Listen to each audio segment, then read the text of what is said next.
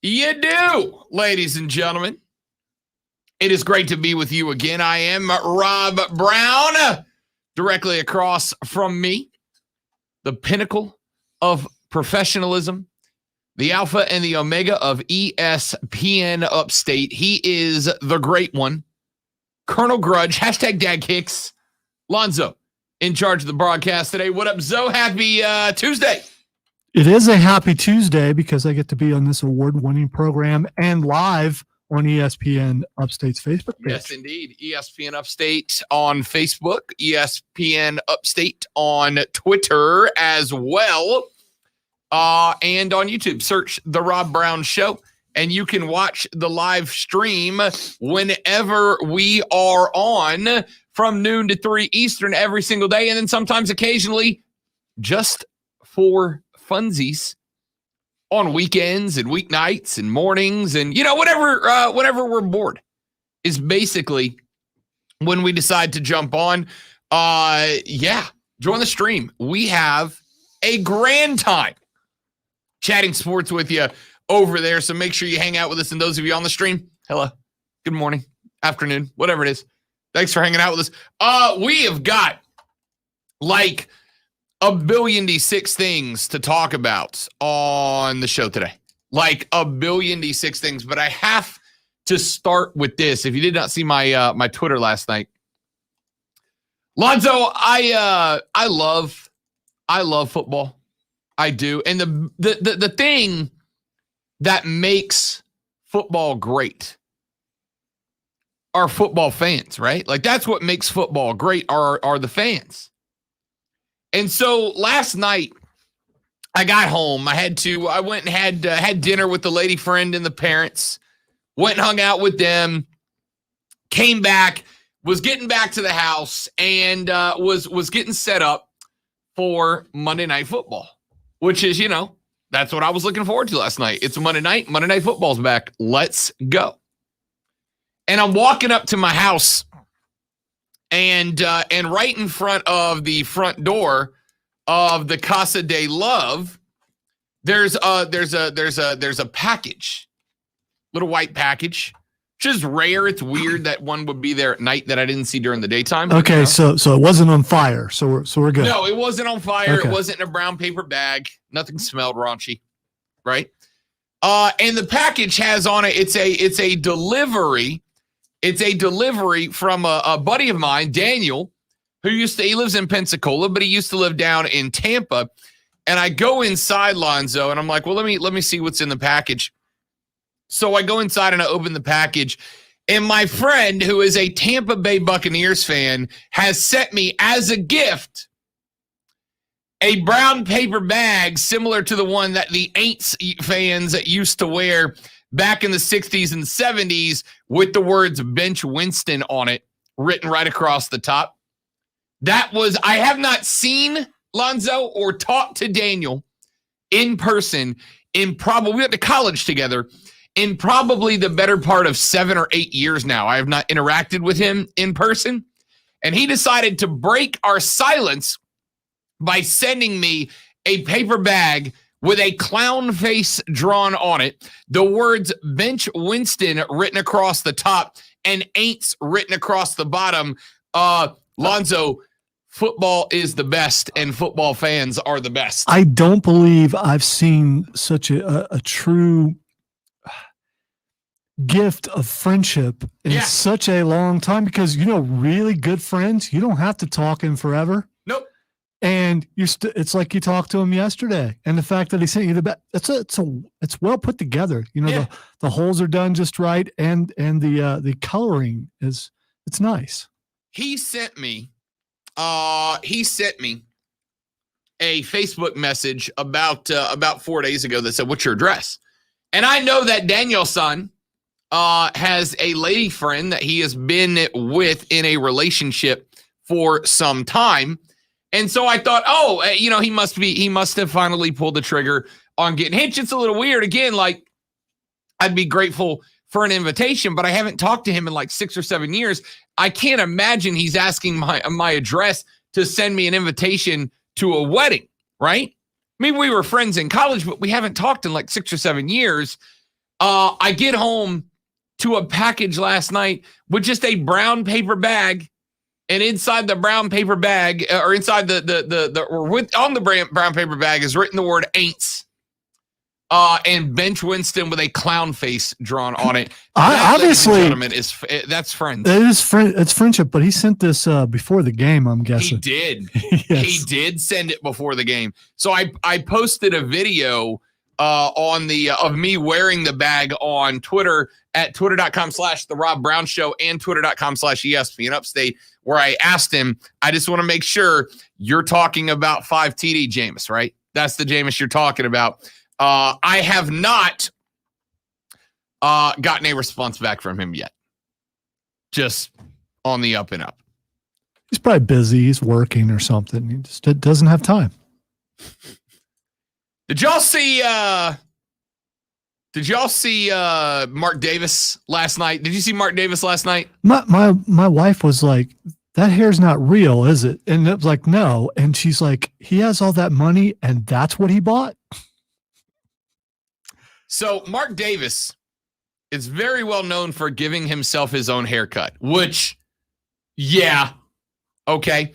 Last night he showed up in acid-washed jeans, a white undershirt tucked into the acid-washed jeans, a white belt over the white acid-washed jeans, and a white sports blazer to go along with what I can only call... You know, that's Applebee's night in Pickens. Fancy like. Somebody just called him Lonzo. Johnny Cash's worst enemy. I like it. I'm down with that. Oh man. You know what? We got we got a show to do. Let's do a show. Let's do lunch. This is a very nutritious lunch. All the food groups are represented. You guys are here. Scuttlebutt. What in the wide, wide world of sports is going on here? Lunch! Lunch!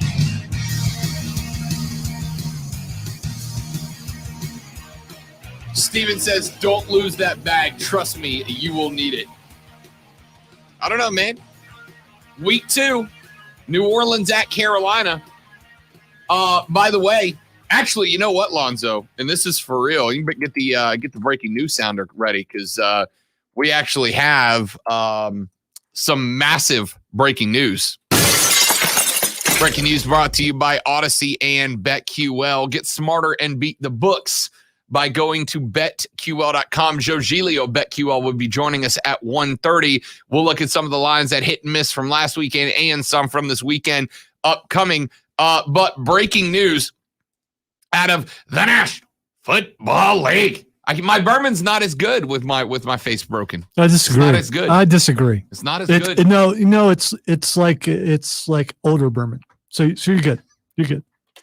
The New Orleans Saints, speaking of, as they get set for Sunday's game at Carolina, have had not 1, not 2, not 3, not 4, but 5 offensive coaches test positive for COVID-19, calling their ability to coach into question on Sunday. One team source said that all 5 coaches have been vaccinated, and the diagnosis came in with the current COVID protocols in place at a point in time that the Saints coaches might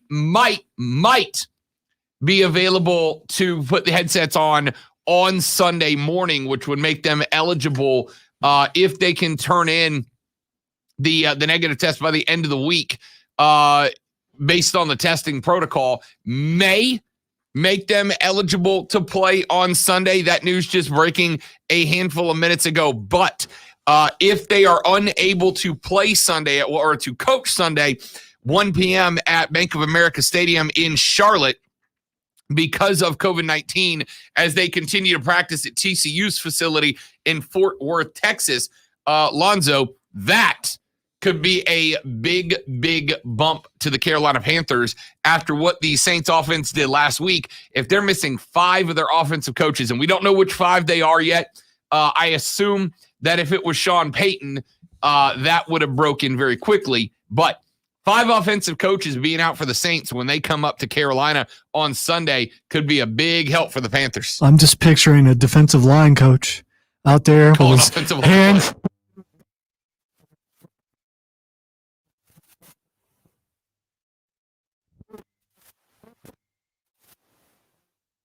But look, like we said, the Rona not quite done with the NFL just yet. That's pretty obvious. This is a big story. All 5 coaches apparently vaccinated, though. So, we talked about this. Just because we have a vaccination rate that is high doesn't mean that things are definitely better. All right. Item number 1 on the lunch break down today, the 3 things you have to know before you go start talking sports with your friends, family, coworker, or the dog, whoever you spend your lunch break with. Your AP poll is out after week number 3 in the college football season. Alabama remains number 1, 63 available first place votes in the AP poll, and Alabama takes home 60 of them overall. In the SEC, holds the top 2 places in the top 10 poll for the Associated Press, as Georgia checks in at number 2 with 3 available first place votes. At number 3, Boomer Sooner. Oklahoma out of the Big 12, jumping all the way up to number 3. They were number 4 last week, the biggest jump of them all. At the hands, or I should say their hands at the throat of Lonzo's Ohio State. Oregon jumps from number 12 all the way up to number 4 in the AP poll. A win on the road at the Buckeyes of Ohio State. Lonzo, Oregon find themselves at number 4 and at 2-0 with a win on the road over the Ohio State Buckeyes at number 2 last week. I got to tell you, Zoe, I don't have an issue with them jumping that high. Yeah, I don't have an issue at all with that. They look good. They're playing well. They're winning. They deserve to be up there at number 4. I mean, And they are. Name a team that other than the 3 above them that's better than them. Yeah, I mean, Alabama got their win over Miami in week 1. Georgia got a win over Clemson. That's why they're there. You could, in fact, I don't think it would be unfair, Lonzo. I don't think it would be unfair to ask the question, why is it that Oregon didn't jump Oklahoma, right? I mean, Oklahoma has been dropping. What they dropped? They dropped a 50 spot on somebody. It's a yeah, but this is a more impressive victory over a higher ranked team than beating Ohio State. So yeah, I agree. Maybe have them at 3. Yeah, Oklahoma beat Tulane by 5. And remember, that was a homeless Tulane, right? That was a Tulane. That game was supposed to be at Tulane before it got moved back to Norman because of Hurricane Ida. They beat them 40-35. Then they dropped 76 on something called Western Carolina. The Catamounts got 76th by the Sooners. But Oregon's win over Ohio State on the road in Columbus? I don't know, man. Iowa. The Hawkeyes vault over the 1-1 Clemson Tigers, who dropped down to number 6. How about that, Lonzo? The Iowa Hawkeyes, after winning the Cy-Hawk Bowl this past weekend by knocking off number 14 Ohio State. Remember, they also trounced Indiana back in week 1, 34-6. Then they win over number 14 in the country, Iowa State.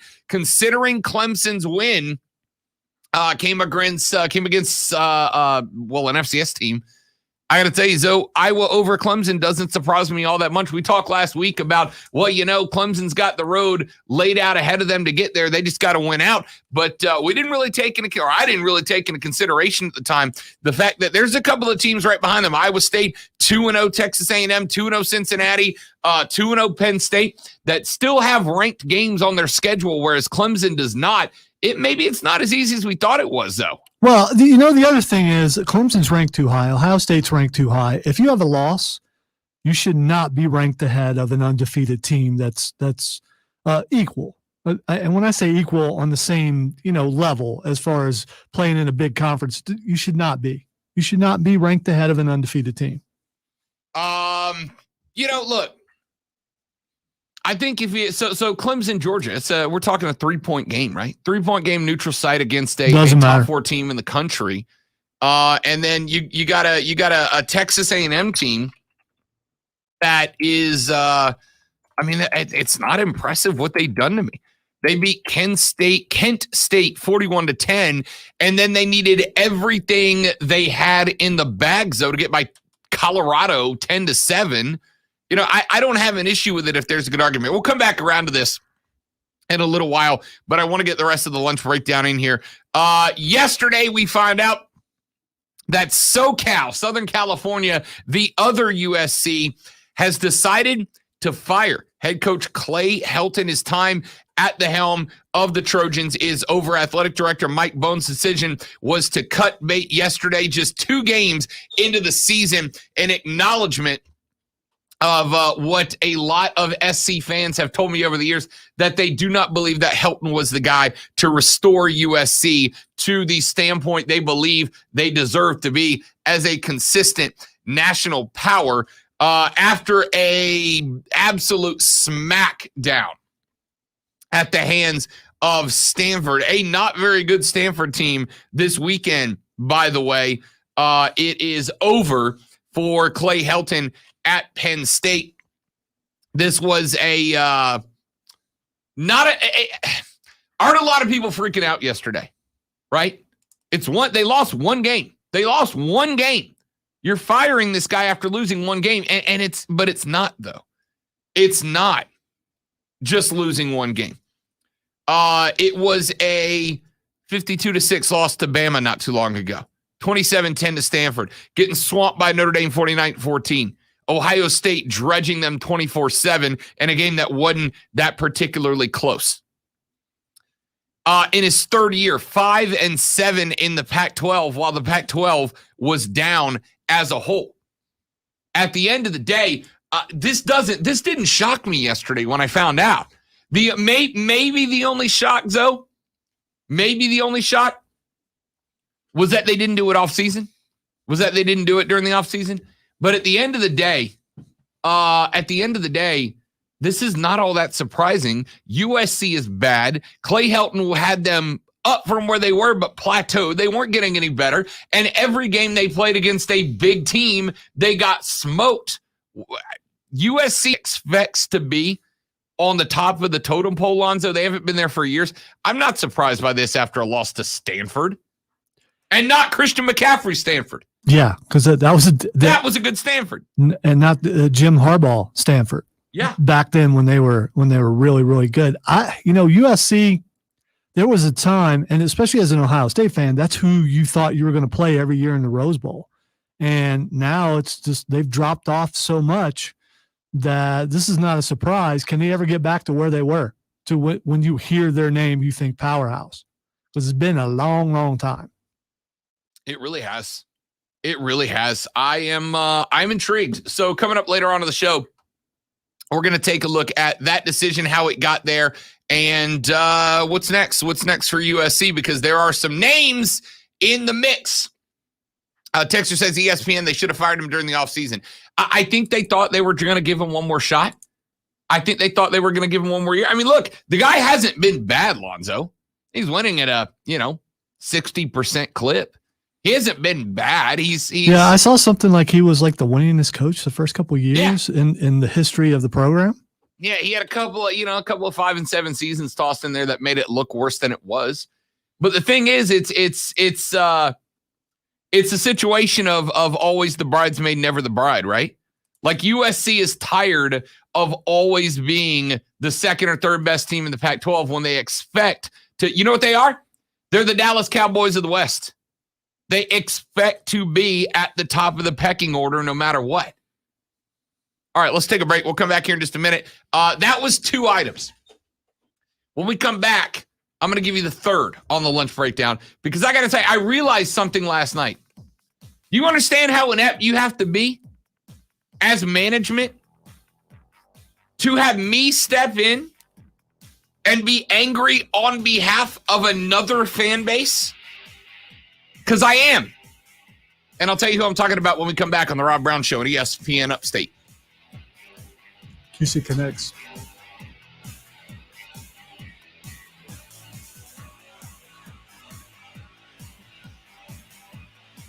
Our friends at QC Kinetics want you to be able to live your life pain-free and not have to deal with the ramifications of that pain. Here's the reality. If you know that a round of golf is going to make you the next day wake up with sore knees and an aching back and your hips from getting all that torque, Tiger Woods, all right?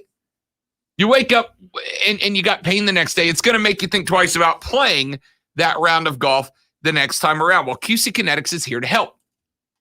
They can help you get rid of that chronic joint pain around your body and every joint you have without having to get sliced, diced, and cut open.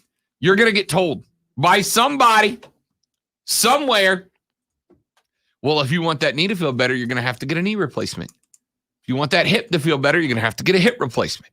Before you do that, I want you to call QC Kinetics or go to their website at qckinetics.com, QCKINETIX.com, QCkinetics.com.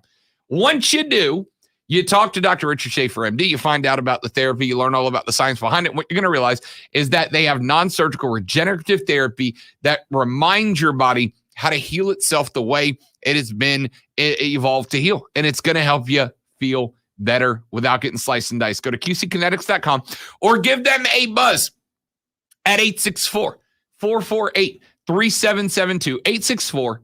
864-448-3772. Mention the Rob Brown Show and get yourself feeling better, faster, naturally without surgery. It's our friends at QC Kinetics.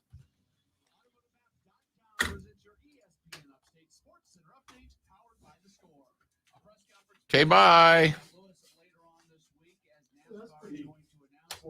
What's that? Oh, yeah, I saw that earlier. It is a good look. BRV stream.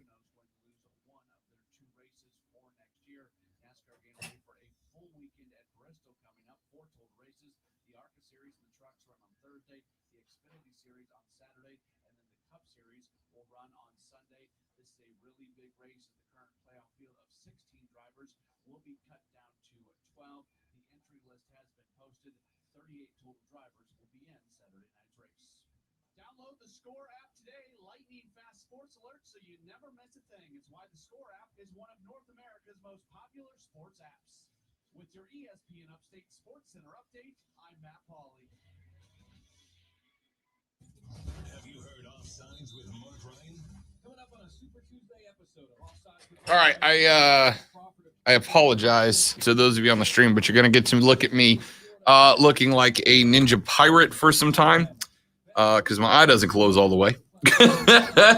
So I have to force it closed for a few minutes at a time. Lonzo, I apologize. You're going to have to look at me do my ninja pirate impression here for a little while.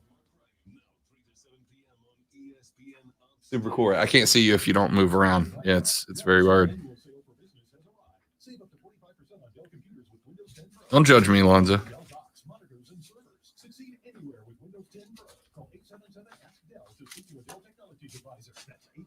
There we go. Look at that.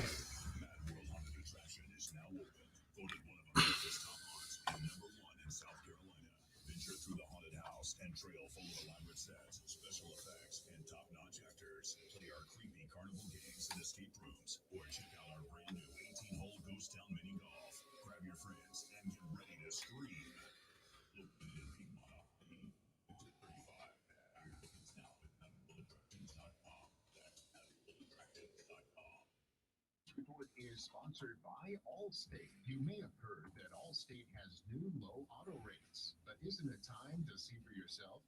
With Allstate, you can lower your rates, not your expectations. Visit allstate.com or call an agent for a quote today. Text us anytime.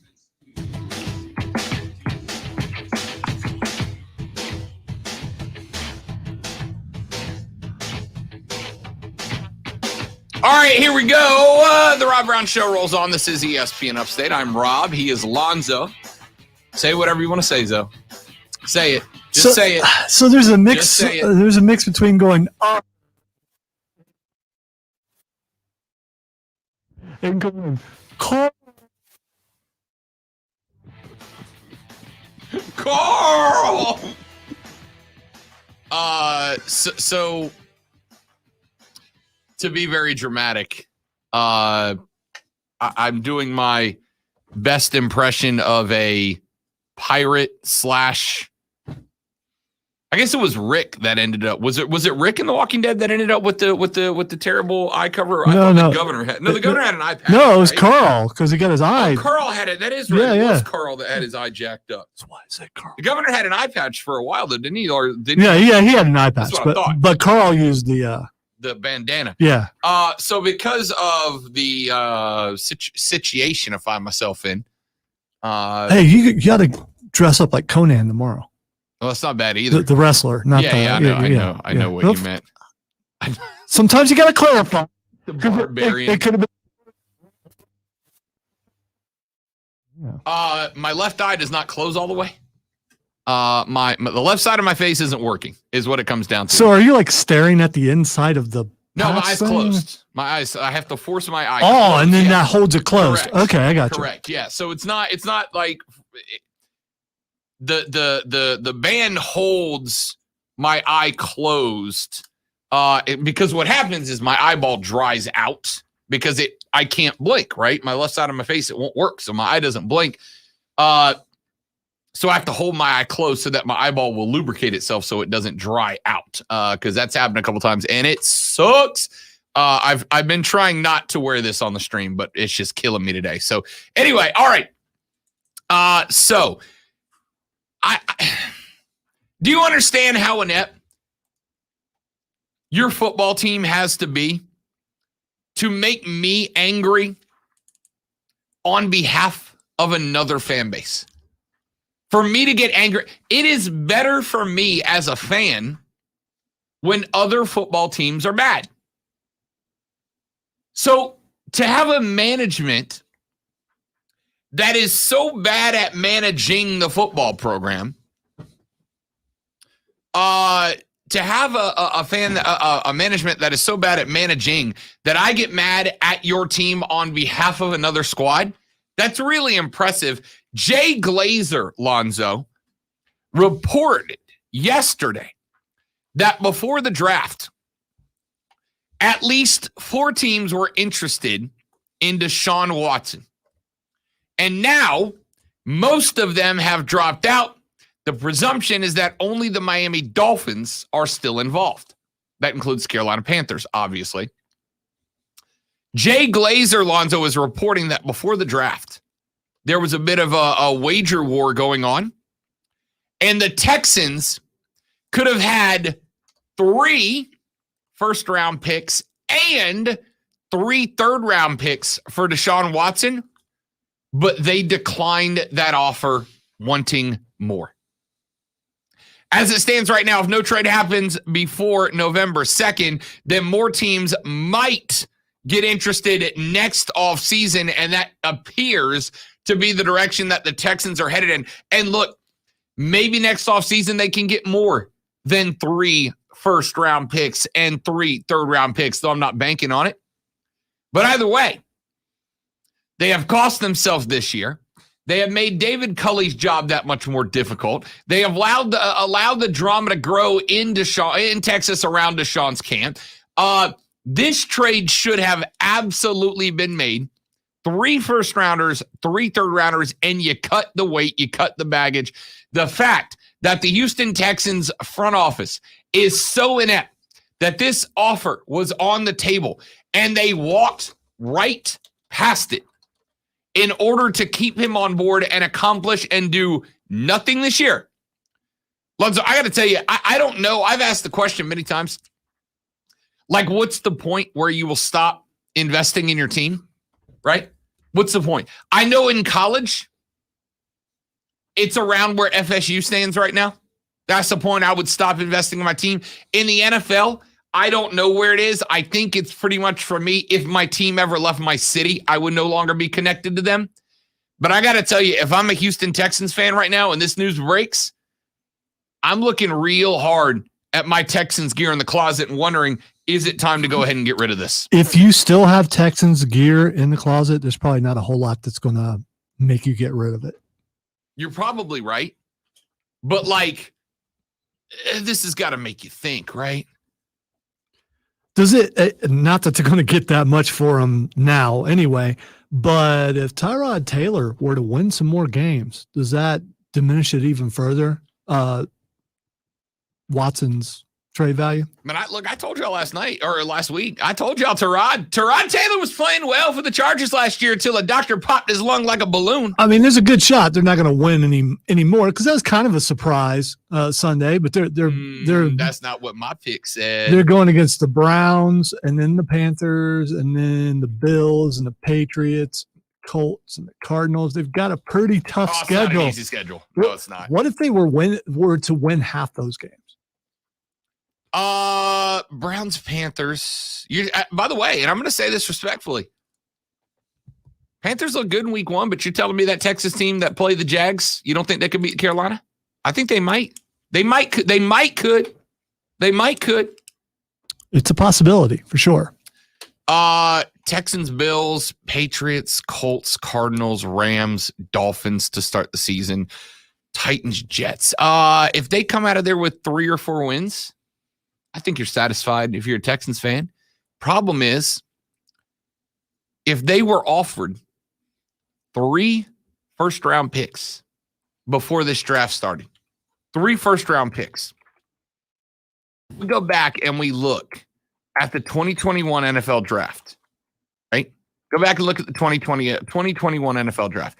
Let's assume that draft, let's assume it was the Miami Dolphins like most of us thought, right? The Miami Dolphins selected Jalen Waddle with the 6th overall pick in this draft. Who was on the board still? After that point, Mac Jones was still on the board at that point.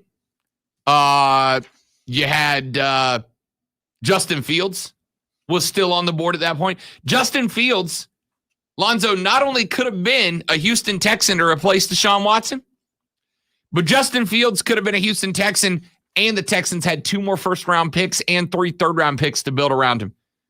If I told you right now you could have had Justin Fields, 2 more first and 3 thirds to go along with it, I'd say you'd consider that a pretty good foundation for a rebuild, wouldn't you? I would say you'd be crazy to not do that. Yeah.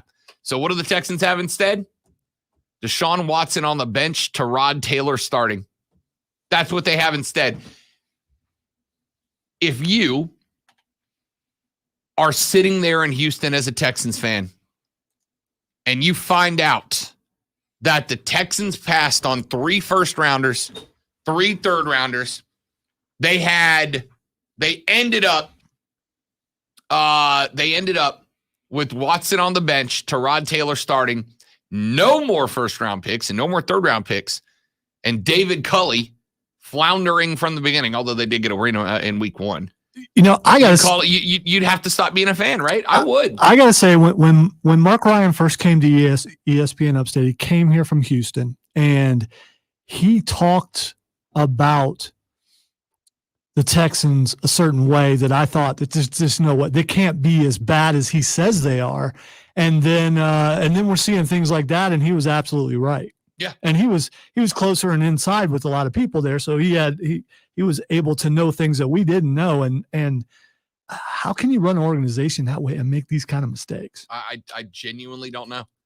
I genuinely don't know. It's embarrassing. It's embarrassing. I would be embarrassed to be a Texans fan. Listen, I'm a Saints fan. I've been embarrassed about my team in the past.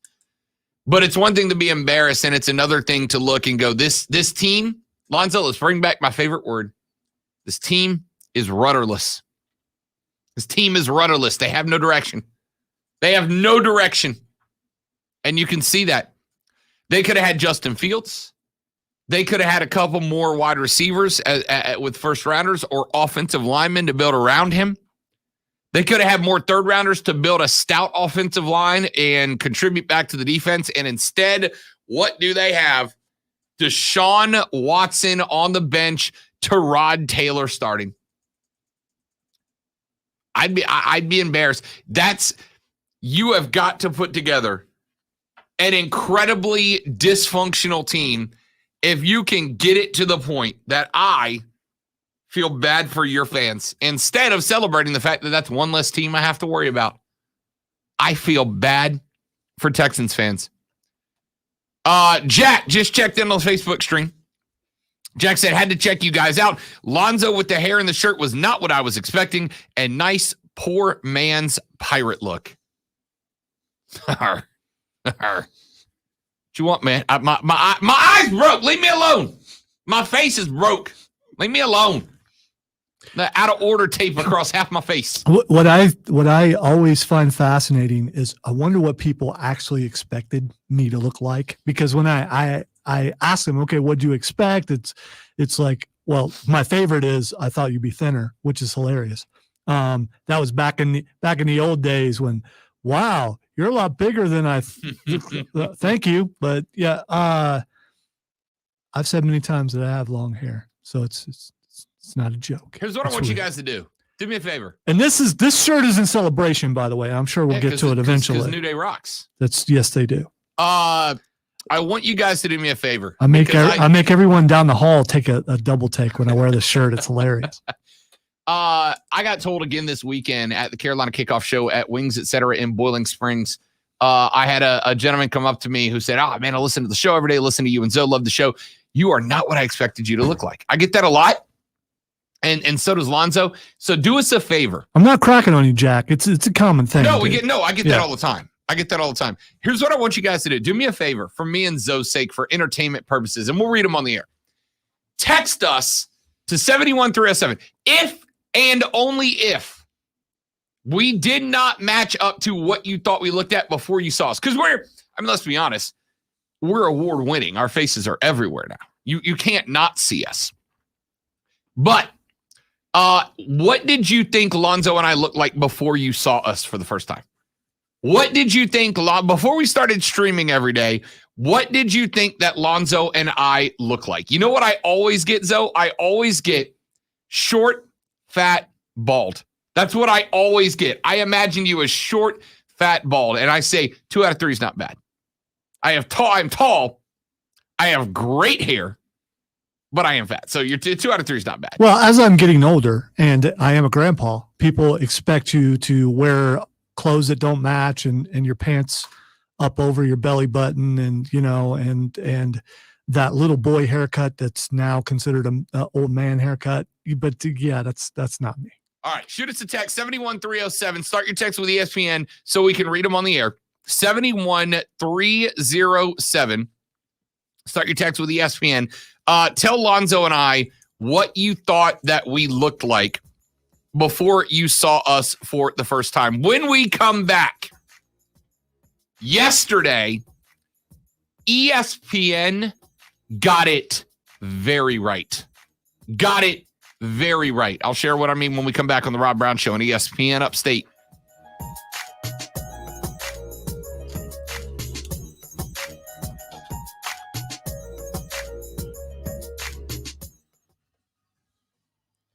Why are you taking it off? It's got to be worse.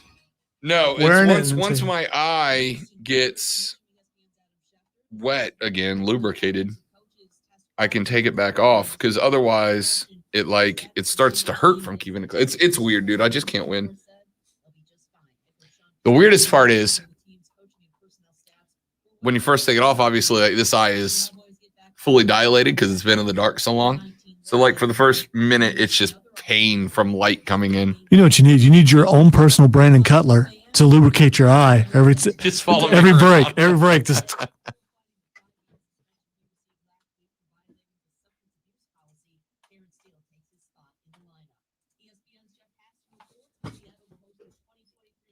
So we are 2 days away from bowling. Is it off base to heckle Rob over his inability to see well out of one of his eyes? I mean, because if you do that and he whips your butt at bowling, then it doesn't look good on you. Yeah. First off. Second off, I'm on your team, Lonzo. Third off, I can see perfectly fine. It's my vision is perfect. Well, I mean, I have to wear glasses regularly, but I can see out of the eye perfectly fine. It's just that after a while it dries out. So I am going to show up straight up Big Lebowski character style with an eye patch though, like an actual eye patch. And every time it's time to throw, I'm just gonna flip it up like a cyborg. Oh, I think you should do that. Oh, I'm gonna get a red contact lens to put in it. I So don't- I'm gonna flip it up, and that eye will just be That red. sounds awesome. There's no way you can handle having a contact in your eye right now with you having the problems No, you're I having. can't. Yeah, No, I can't. because that thing would be stuck there. I saw Rob's tweet because I listened to the app, but I was thinking more straight liner. And when someone says they have longer hair, you never know. No, Lonzo's hair is impeccable. It's a little short right now compared Dexter to. says I expected Rob to look like a one-eyed bib-selling pirate. No. I always thought Lonzo had a man bun and Rob was jacked. That is the first time I've ever heard that. All right, so the man bun greatly offends me. I thought Lonzo was a middle-aged black man. By the way, I get that a lot. Fine. I am from the street, yo. From the street.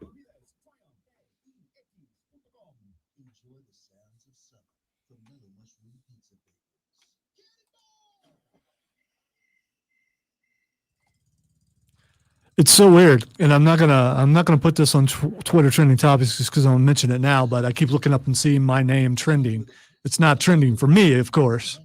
Are you sure? Well, when I click on Lonzo, two names pop up: Lonzo Ball and my name. And man, I hope that happens all over the world. I know it doesn't, but still, I mean, not that I need an ego boost or anything, but that would make me feel kind of good. Yeah.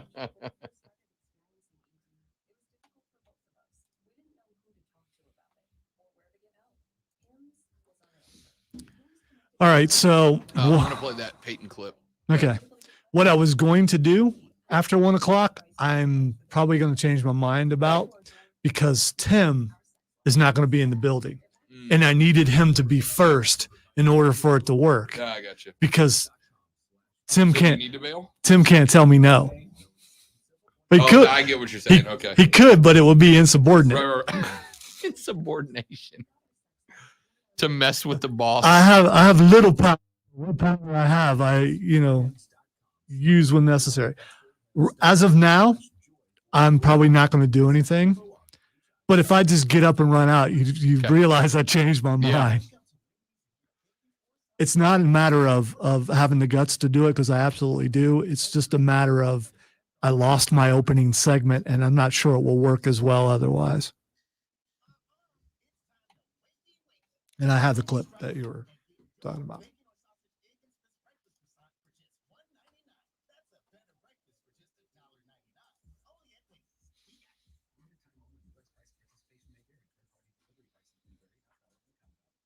Creamy nut butter makes it delightfully sweet.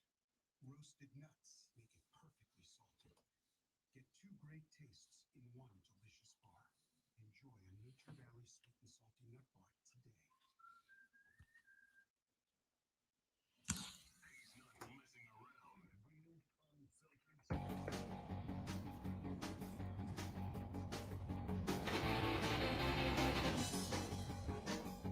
All right, ladies and gentlemen, the Rob Brown Show rolls on. It is ESPN Upstate, Ron Lonzo and you. ESPN, who, listen, we we're an affiliate. We criticize when they deserve to be criticized, but we got to praise when they deserve to be praised. Y'all, ESPN hit an absolute home run last night. I got home from Monday Night Football.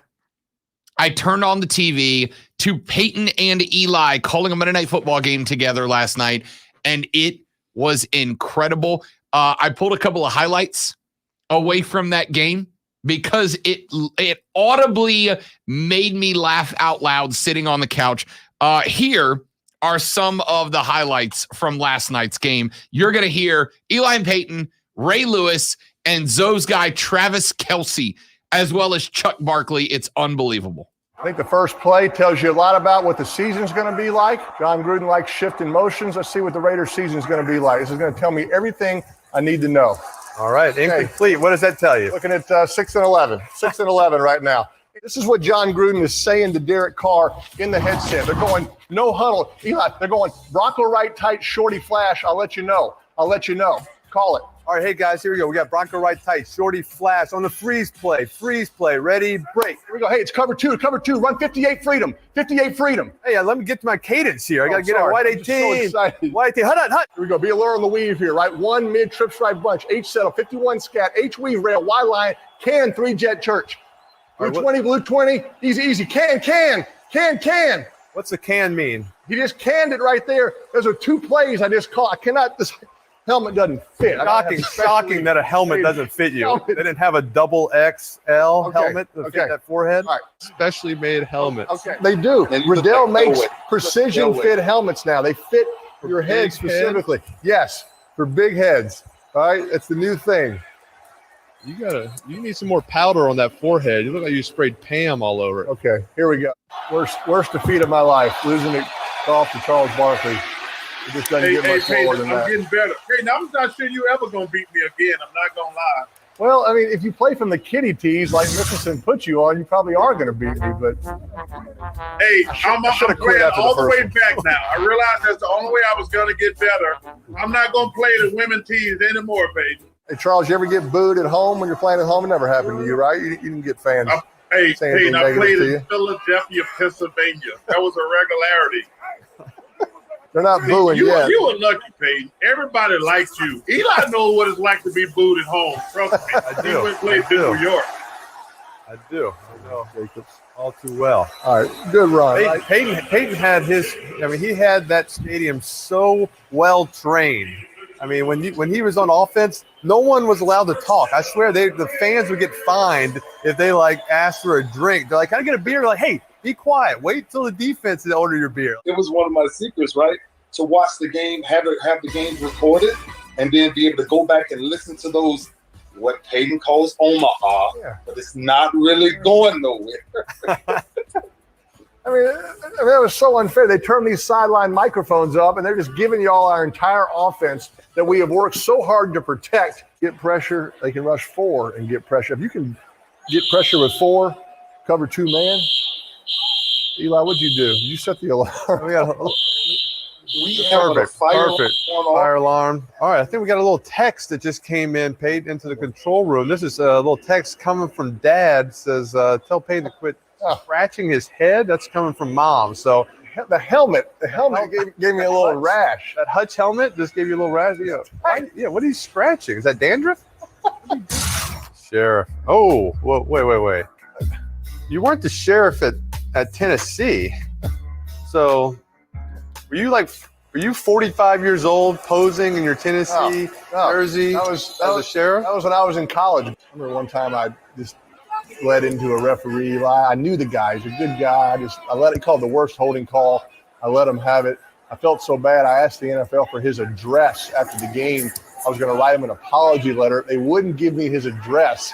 They thought I was going to go and egg his house or something. I'm like, I just want to write him an apology letter. Like, nobody writes the referees an apology letter. So anyway, the guy thinks I'm a jerk to this day because I cussed him out for a holding call against the Dolphins in the second quarter. What was the halftime talk? Y'all go over Travis is going to make up some routes. He's going to get open with a home scramble and just throw a long one.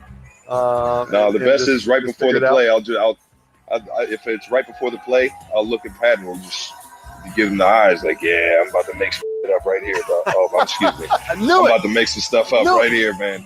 Eli called it. I know what they're in. I said no one could draw that route. I love it. I love it so much. It was so good. Are they going to do this every week, or was it just a one-time deal? I hope so. And by every week, I mean every NFL game. Yeah, because they're going to run out of material eventually. Probably. I don't know, man. I don't know.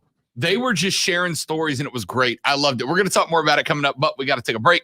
Quick break. We'll wrap up hour number 1. I can do this next on the Rob Brown Show on ESPN Upstate. Prisma.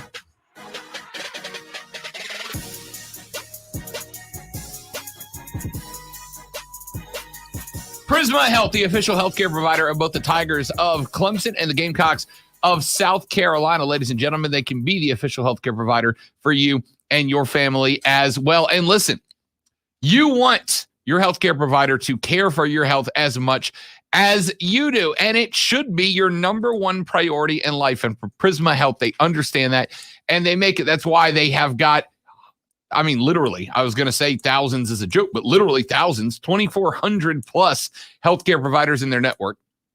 Locations all around the upstate and the Midlands so that you can find the location that is right for you. Go to prismahealth.org to learn more. If you need a specific type of specialized medicine, they have it for you. You can go there, look it up, find a doctor who specializes where they're located, and get yourself set up. Go to prismahealth.org, prismahealth.org. It's Prisma Health, the official healthcare provider of the Tigers and the Gamecocks. Prisma Health right here in the upstate. So speculation out there that Ryan Day is going to make big changes on defense, personnel-wise and coaching-wise. It's just speculation. Better do something or he's out of there. Gone. He's got to know that, right? He was listening. He knows. He's a big fan of the show.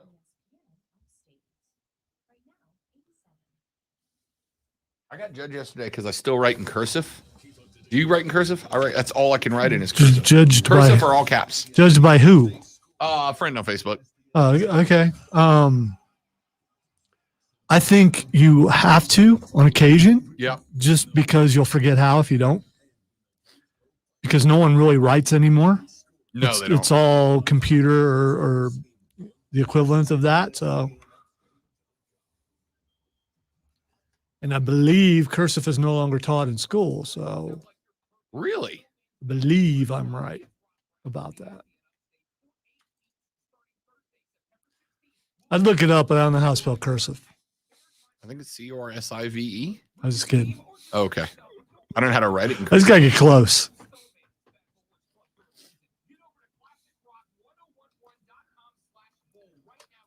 By the way, he shared something. Stoneman shared something on the Classic Rock 101 Facebook page, and it tagged Diesel and myself, but he spelled Brown wrong.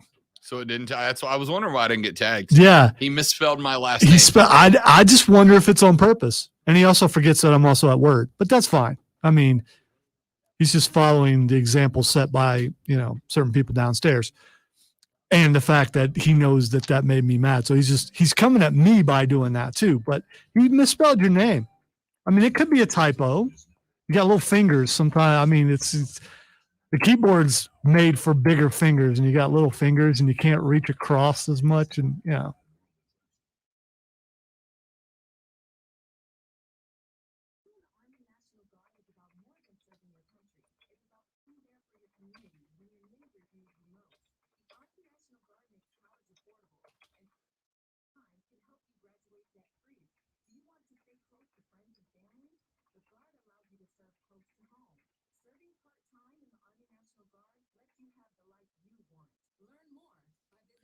So, as I thought, many United States schools have removed cursive handwriting instruction from their curriculum.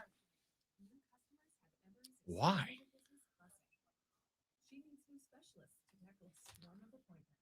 I blame the AI. I blame computers. That's obviously the correct reason. Well, because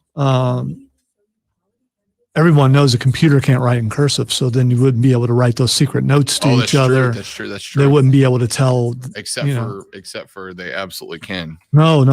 Everyone knows they can't do that.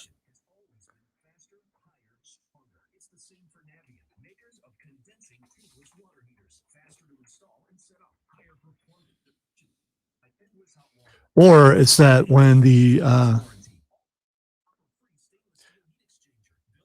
let me finish. Or it's also the fact that computers can't write cursive poorly, so it would be hard for them to emulate an actual human cursive. Yeah, because especially a doctor's signature.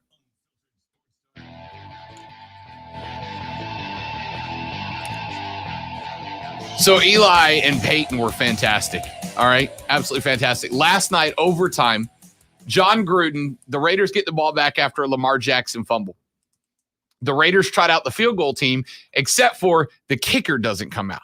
All right. The kicker doesn't come out. So Gruden sends out the field goal team. The kicker doesn't come out because he had no idea they were kicking a field goal. Peyton is talking about it. Peyton says something to the tune of, well, I've had my issues with kickers in the past. Then he points out that the kicker didn't know they were kicking. Therefore, the Raiders have to then call their last overtime timeout, waste it, run another play to find the kicker. And Peyton goes, they just ice their own kicker. I've never seen that before. They just ice their own kicker. Of course, the Raiders on the very next throw would throw about a 70-yard touchdown bomb, I guess about a 50-yard touchdown bomb to win the game. And Peyton, who has Russell Wilson on, Russell Wilson goes, what are they doing? And Peyton and Eli just kind of like collapsed back. It was like watching the game with your boys, except your boys used to play quarterback and are in the NFL Hall of Fame. It was unbelievable. It was the most entertaining sports broadcast that I have seen in a very, very, very long time. Texter said, Rob Brown, I thought you were going to look like a younger version of Mark Ryan. Not real impressive. But when I saw you, my suspicions were confirmed. Not very impressive.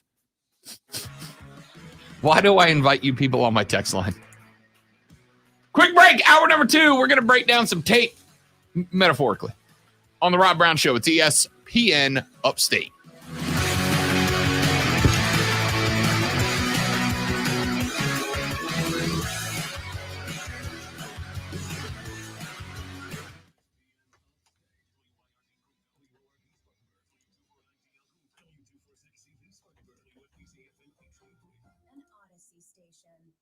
AutomotiveMaps.com presents your ESPN Upstate Sports Center update powered by The Score. After a day off yesterday, the Atlanta Braves are back at it this evening as they open up a series against the Colorado Rockies. The pitching matchup, Touki Toussaint will get the start for the Braves. He comes in with a 3-2 record, a 4.11 ERA. He's trying to get things going. He has not been great in either of his last 2 appearances. It's going to be John Gray on the mound for the Rockies. He comes in with a 7-10 record and a 4.18 ERA. The Braves continue to get closer and closer to clinching the National League East. They currently have a 4.5-game lead on the Philadelphia Phillies, with the Mets sitting 5.5 games back. Download the Score app today. Lightning fast sports alerts so you never miss a thing. It's why the Score app is one of North America's most popular sports apps. With your ESPN Upstate Sports Center update, I'm Matt Pauley.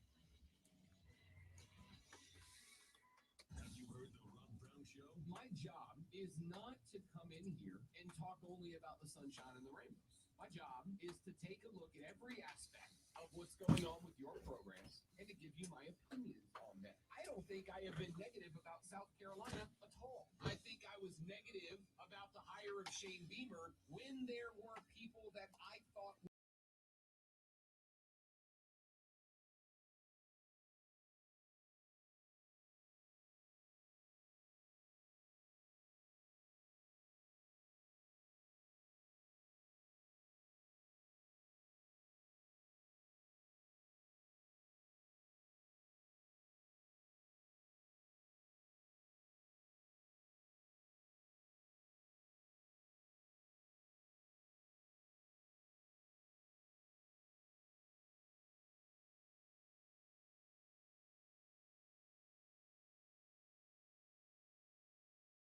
Keep up to date with every Upstate High School football game in real time with the ESPN Upstate. What? There's a new PlayStation game. Spiders with laser swords. I love the premise of the game. No, they can use webs and stuff too. It's just it's 2D. I feel like it's pretty self-explanatory. Yeah, it's wow. It's called Spider Hack.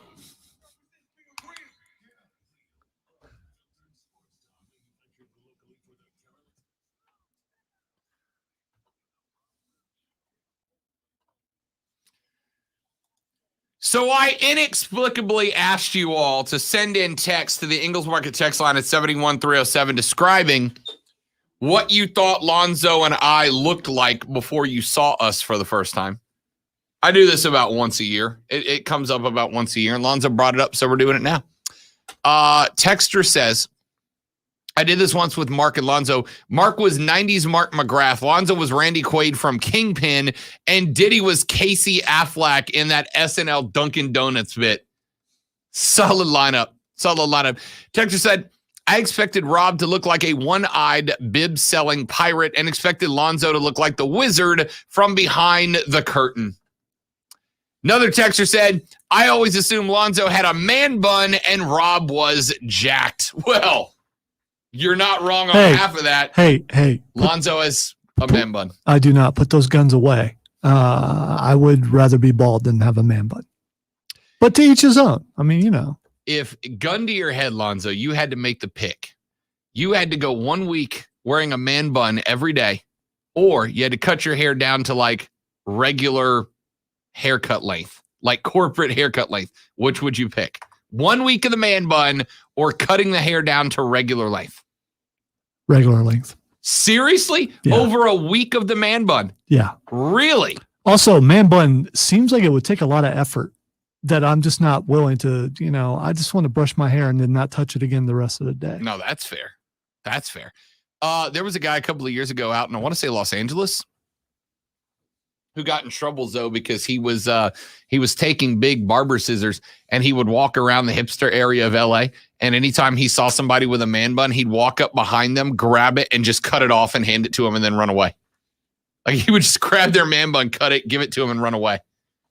I am shocked that guy didn't get his ass beat at some point for doing that, right? Anyway, look at the last one. Just look at the handle there. I thought Rob sounded like he would look like Guy Fieri. I'm not even offended by that. I will take you to Flavor Town. No, there's only one Guy Fieri in the building, and that's Stone Man from Classic Rock 101. Except for 2 months when he shaves his head. Yeah, but other than that, especially if you walk around the corner and you hear him talking, you think it's Guy Fieri. Oh, yeah. That's actually spot on. I really don't. I'm guessing he can't cook like Guy, but I don't know. I've never had his food before. I know what else he can't do. I wouldn't eat his food because it might, have something that I wouldn't want to partake in. So. Those rock DJs. The name says it all. Those rock DJs. Old stoned man. I know one other thing he can't do. He can't bowl. Can't beat me at bowling. That is a fact. And by the way, we invite you, ladies and gentlemen, to join Stone. I don't know why they're calling it Stone Man. They should call it Robin Lonzo's Bad Bowlers Club because, Well, no. You name it after winners. No, you name it. I think it's have to be Robin Lonzo's Good Bowlers Club. Yeah, that's it. It's aptly named. They named it after a bad bowler. You're not wrong.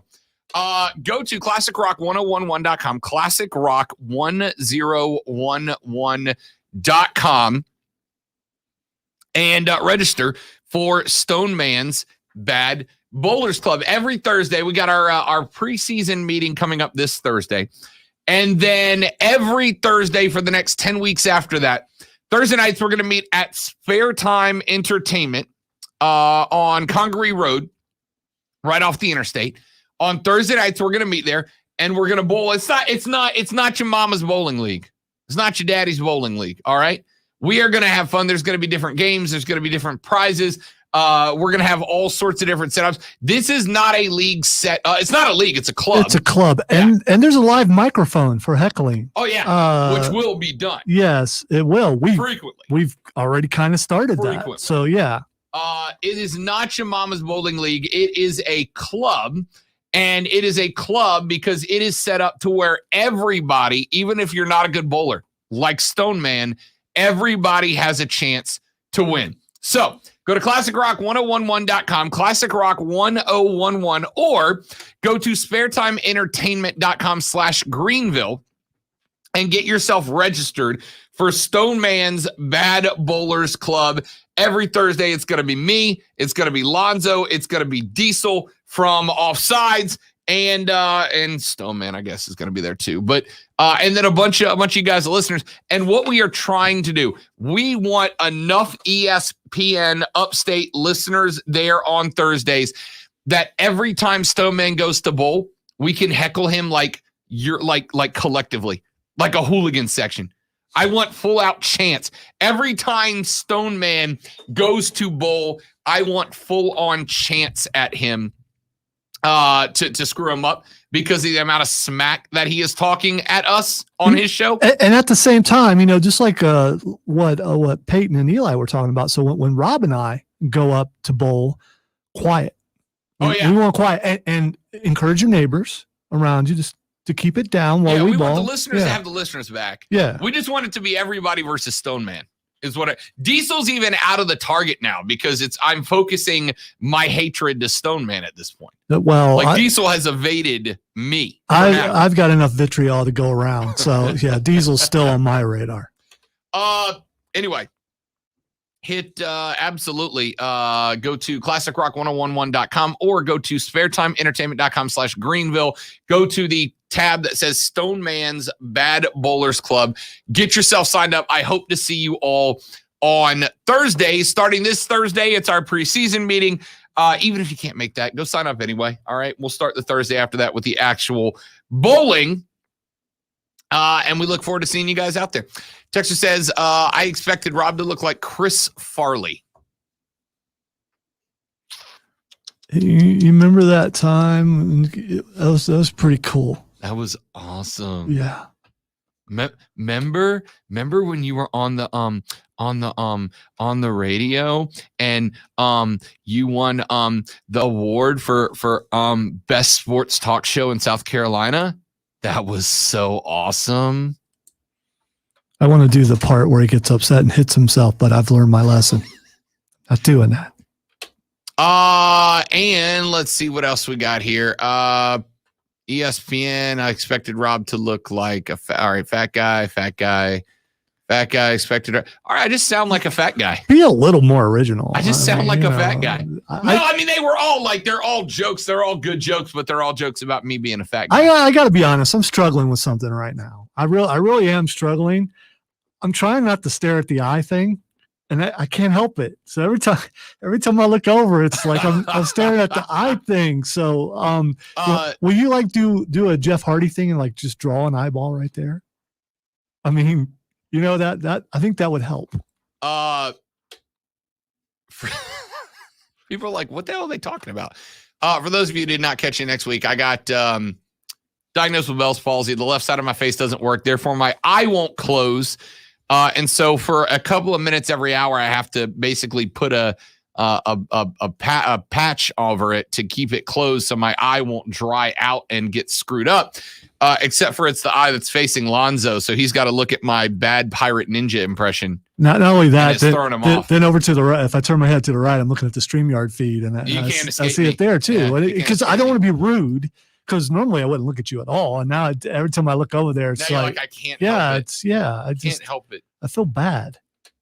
Well then I was gonna say no, you don't. Let's talk some sports then instead, shall we?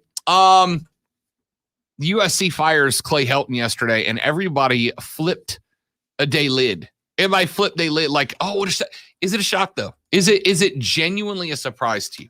Like, are you really shocked by that? I gotta tell you, I'm not. I wasn't that taken aback. Aren't they the ones that fired someone? Steve Sarkisian. Well, Sark was because he was on the sauce and he couldn't stop doing the sauce. All right. I was trying to think of what's his name that used to be at Tennessee. Joey Freshwater. Lane Kiffin. Yeah. Didn't they fire him They fired Lane Kiffin like at the airport, and he had to find his own way home? Yeah, pretty much. So this is not unusual for them. It's not unusual to be fired by USC. But correct. So, which by the way, I love the idea that Lane Kiffin's back in the coaching pool for USC. So they fire him, and I got to tell you, I really wasn't shocked nor surprised by it as much as other people seem to be. Like I was flipping around radio yesterday afternoon when this news broke. And there was a lot of, oh my goodness, can you believe this? This is shocking. Is it though? Like, was it though? Clay Helton, when we went into the season, before the season, we and every other sports talk radio show in America did our same segment we do every year, which is what coaches are on the hot seat going into 2021. And Clay Helton was on everybody's list. Everybody said Clay Helton's on the list. 100% Clay Helton is on this list. So Clay Helton goes out and he loses to a Stanford football team that isn't very good at home and gets doubled up by the Cardinal. It became very evident that the Trojans were well on their way to another 5-7 type season. Like, very obvious they were on their way to another 5-7 type season. And so they decided to go ahead and pull the plug. Decided to go ahead and move on. There's a lot of folks that say, well, you should have done it preseason. Yes, maybe. But they gave the cat one more chance, and it clearly didn't work out. It is the equivalent of getting to a point where you're in a relationship that you realize isn't working. And you're like, one more date, right? Like, one more date. We'll go back. We'll play the classics. We'll repeat our first date. We'll see how we feel. And after one more date, it goes well, then we'll reevaluate. And you go on the date, and halfway through the date, you go, it's just not working. It's just not working. I've had to do that. I've done that before. It's awkward. It's painful. But there comes a point where you just got to cut bait and realize this isn't going to work. This setup isn't fruitful. I got to go. It happens to everybody. It's not a big surprise. So Clay Helton USC realized that the situation just wasn't going to work out, that he's just not the guy that's going to turn this program around. Let's move on after that loss. Clay Helton was the number one guy on the hot seat by just about everybody coming into the season. Why did it shock anybody? I don't understand why it shocked anybody that this was the case. Now, what's really interesting to me is the list of potential candidates that have been named to fill that spot. Lonzo, I'm going to give you some of the names that the big-time sports media writers believe are lined up for this USC job. I want you to tell me, do you think they would be a good fit, and would they take the job? Number one, the name that I've seen thrown out there a lot, they're 2-0. They got a top 25 Auburn team coming to visit them this weekend. And this guy has had them on an upwards trajectory since he took the job in his home state. James Franklin from Penn State, considered the number one most likely target for USC, according to Adam Rittenberg, senior writer for ESPN.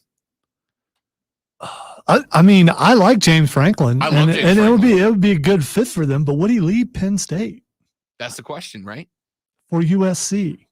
I don't think he's done with what he wants to do at Penn State, so I don't think he leaves. I concur. I don't think he goes anywhere. He is 62-28, 3 top 10 finishes at Penn State, led the Penn State to a Big Ten title in 2016. Chasing down. And by the way, if Ohio State continues the downward trajectory, there's no reason Penn State can't get another one this year. This could be a year for them for sure. This could be the year that Penn State takes over the Big Ten if Ohio State continues to fall, as Lonzo thinks that they might, unless Ryan Day makes some big changes. Franklin's got a great profile. And I'm not upset with the concept of USC going after James Franklin. I just don't see why he would make the jump, right? This name really intrigued me. Luke Fickell at Cincinnati. Got hired on at Cincinnati by the current athletic director at USC.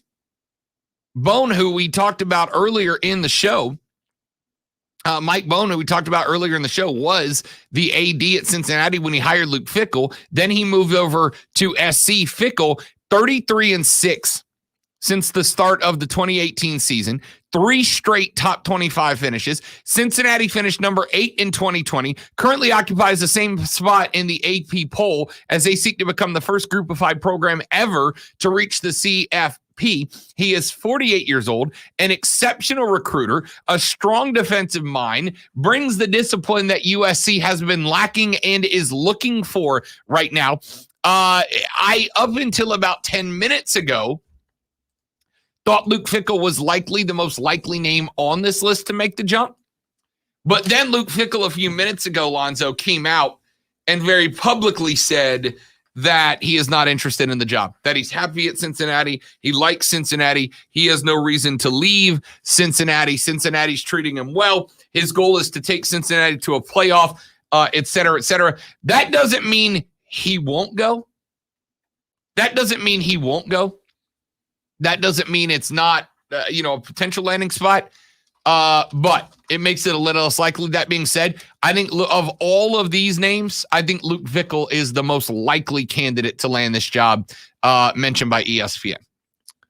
See, I don't know if he's ready to take on that big of a coaching job, because when he had the Ohio State job, which didn't last a year, if I recall, he wasn't ready for that. And he's gotten better since he went out and has been coaching for Cincinnati, but he seems like an Ohio boy. And sometimes you just stay home. You stay in the state that you love and you don't go anywhere.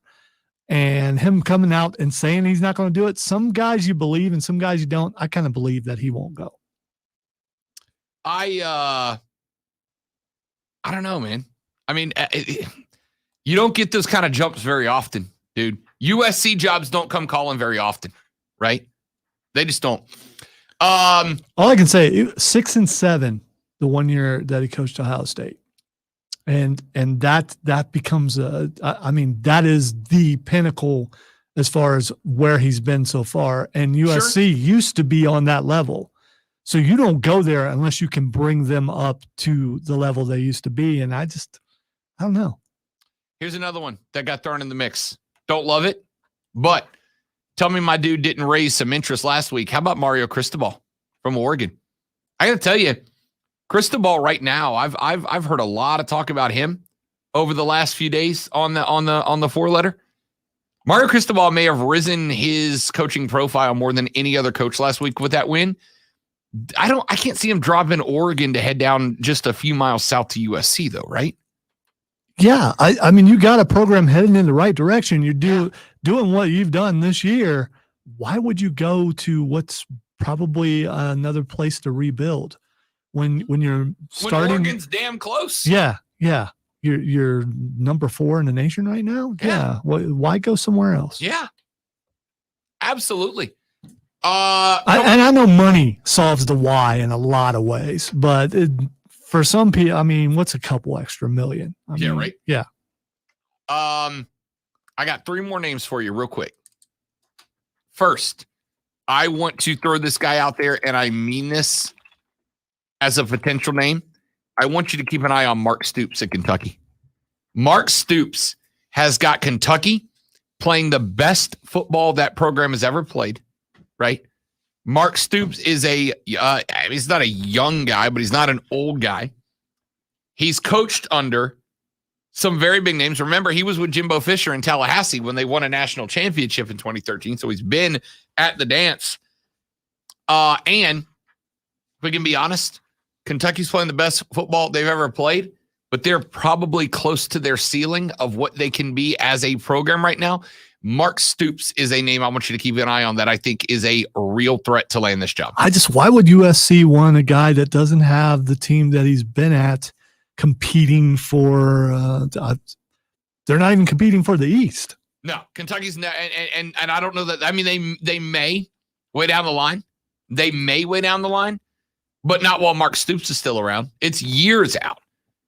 Again, SC jobs don't come off and open very often. That's why I think he is one of the most likely names. 2 more. Lonzo, the return of the Lane. How about Lane Kiffin making his way back to SC? Remember, when they let Kiffin go a few years back, a chunk of it was because the dude was young, the dude was immature. He seems to have grown up just a little bit, but he's still only 46 years old. He's considered one of the top play callers and recruiters in the game. Run it back? Question mark? No. Are you kidding me? If the way they fired him, you going back to that place, no amount of money. There's no way. And he seems to be too prideful to do something like that. For a guy who just watched an entire angle about the $1 Million Man, no amount of money is a big step there. But Lane Kiffin has really risen his profile since he got to Miss. A lot of people are interested in him. Like, seriously, not like, haha, Joey Freshwater anymore. I mean, sincerely. Last name, Zoe. I'm going to let you talk about this, and then we'll take a break. Tony Elliott, offensive coordinator, Clemson. Is it time? Yeah, he should go. Go on to USC. This is a guy who's been mentioned many times for the possibility of a head coaching job, but none of them have been quite right. None of them have been that job to pull him away. This is high profile. This is him a chance to prove himself. I think he should pack his bags and go right now. Quick break. We're back after this on the Rob Brown Show. It's ESPN Upstate.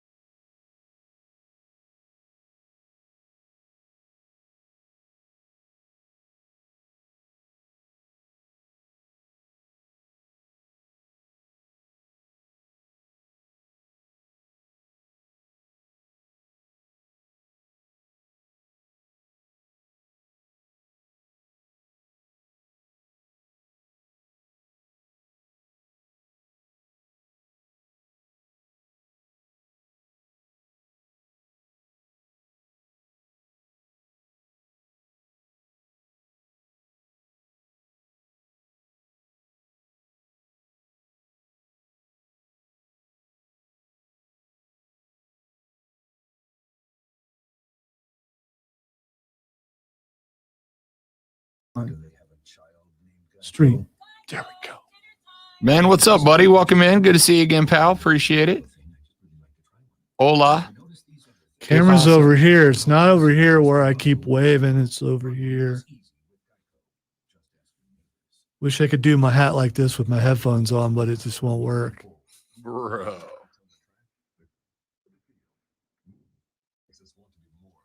It pushes us to go further, to show the world what we can do. Movement has the unique ability to change our perspective, to challenge us, to work for a better tomorrow. Movement can even bring us together when we're still. We don't have to worry about what's behind us. Bigger, more driven.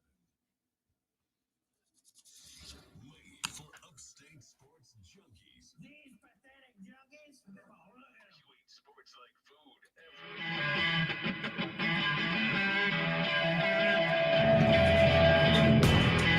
To the phone lines we go every Tuesday at 1:30.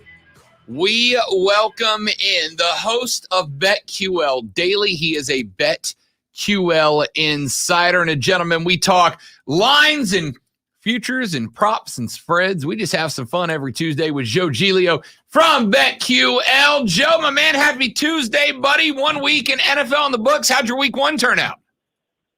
Pretty good. I thought the Eagles could win that game outright, so that went well. And then last night, one of those same game parlays. I had some fun on that with Lamar's over and the over in the game. So a fun week one. And how about the underdogs? Underdogs coming through almost all weekend. Yeah, what a weekend for the underdogs. And I wanted to specifically ask you like that, Joe. So the New Orleans Saints coming to that game against Green Bay. They're 3.5-point dogs. I've seen them, a point higher, lower, etc. But they blow out Aaron Rodgers and the Packers. And there's all kinds of storylines, right? Did Rodgers give up on the Packers? Did the offense of the Packers, is Jameis Winston really that good, or the Packers? There's all these different storylines. When you see a game by an underdog that goes so far against the line like Saints Packers did, how do you look at the Saints the next week when they're a favorite against the Carolina? How do you look at the Packers next week in their line? How do you prevent yourself from getting too emotionally caught up in a very random outcome like that? Yeah, I think it's important to kind of remember what you thought about these teams before, but also be willing to adjust. And I think on Green Bay, that's probably the side where you say, okay, they'll probably be fine, and they have a soft opponent against the Lions this week. If they lose or struggle with Detroit, then we got to have a serious conversation about maybe we got to change expectations on Green Bay.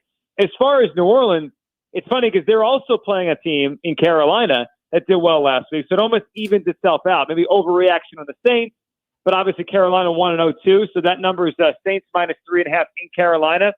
I think that's going to be a close game. I probably would just take the points with Carolina, but man, I got to give Sean Payton credit to do what he did in week one with, considering their situation without being home and, first game with Jameis Winston. That was as impressive of a coaching job as we saw all week was what Sean Payton and the Saints did.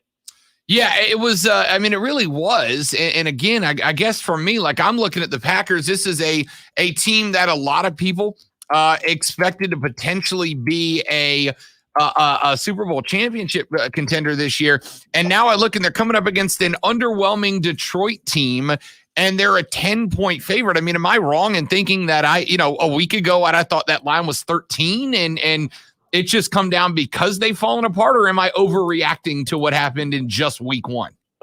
Yeah, I think it came down for two reasons. One, how Green Bay fell apart. And two, although it was mostly in garbage time, Detroit's offense came back and they made that, interesting, at least in the end against San Francisco. So if we get a Green Bay team that might not be quite as great as we thought or quite as good as we thought, and if Detroit's going to be the kind of team that plays overs and covers and comes back late in games, then, perhaps that game is a little bit more difficult against the spread to pick on Monday night.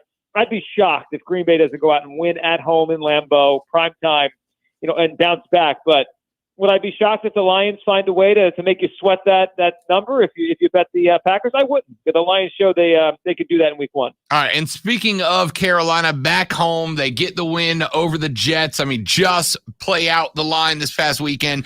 Now they're 3.5-point dogs to the New Orleans Saints at home.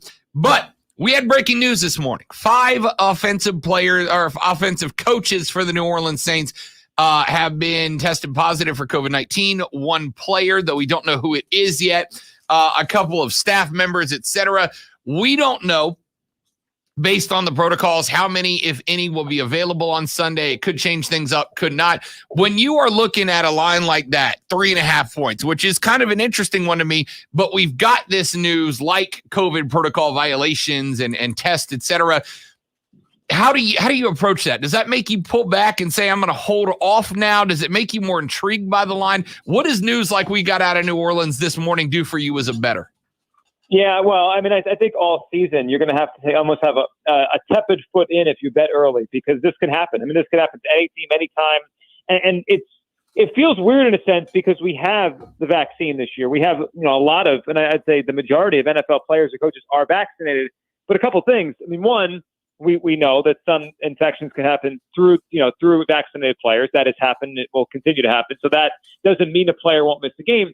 The other thing is, they're not testing as frequently, and the protocols are different. So although we have protections now through science, and this is helping sports and life be up and running again, if we're not testing, you could have situations where you don't even realize it for a couple of days, that you have issues, like I think the Saints do right now, and that could cause, a week-long issue. So I'd say be careful betting early. You might get a better line, but is it worth it if you have a Saints situation? And on this particular game, I like Carolina getting the points. And, man, if they can win this game, I think whoever wins this game is really off and running to be a playoff team in the NFC. But whoever, if the Carolina Panthers get this game, I believe their Week 3 game is next Thursday night in Houston against the Texans. I mean, we could be staring at a 3-0 Carolina Panthers team pretty quickly.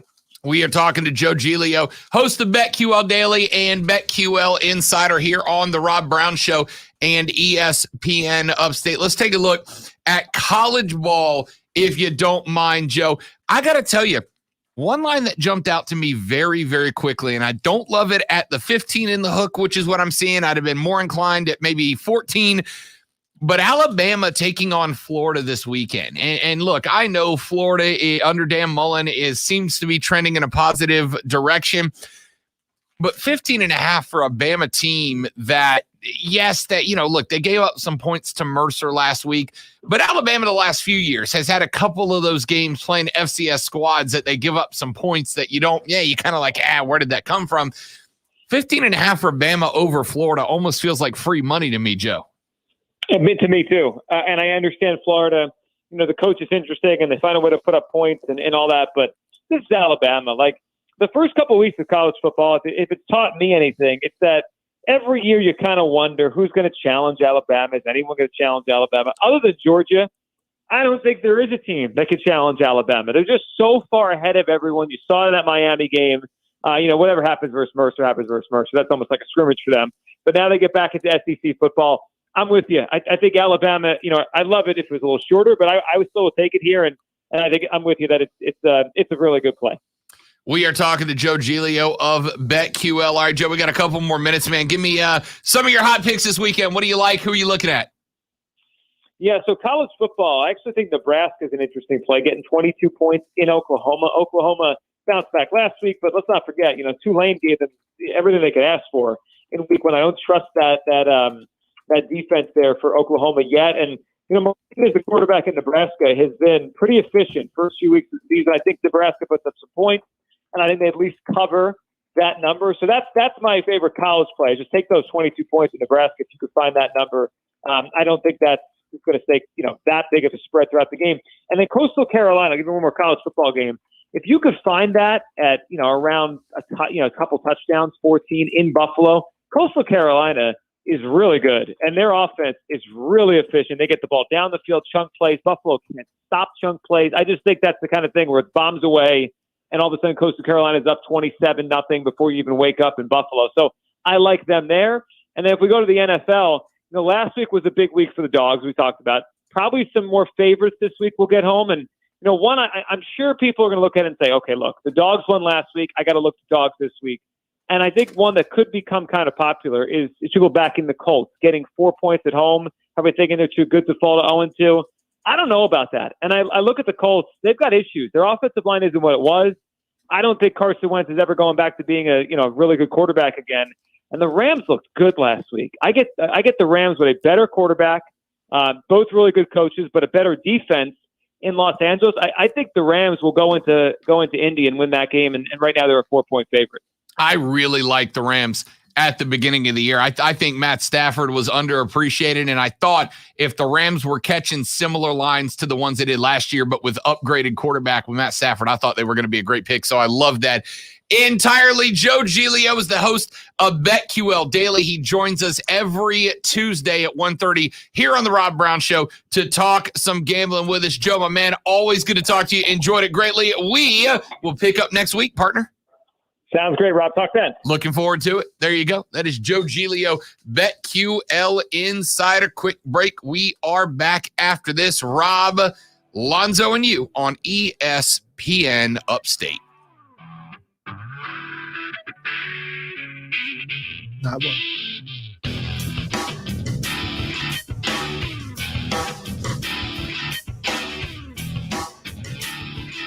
Mad World is one of America's top haunts. It is the best haunt in South Carolina. Voted that way every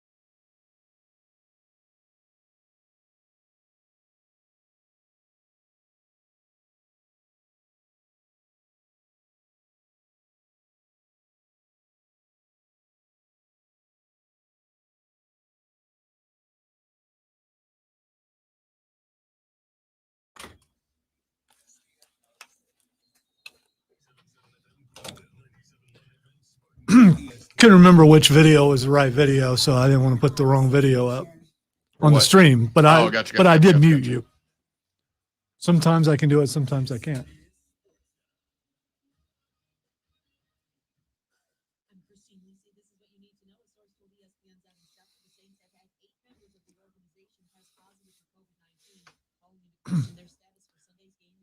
Eight.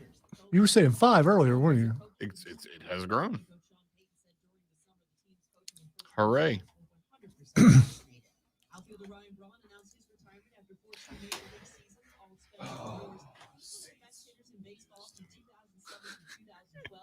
Was never the same after his suspension in 2013 for using performance-enhancing drugs.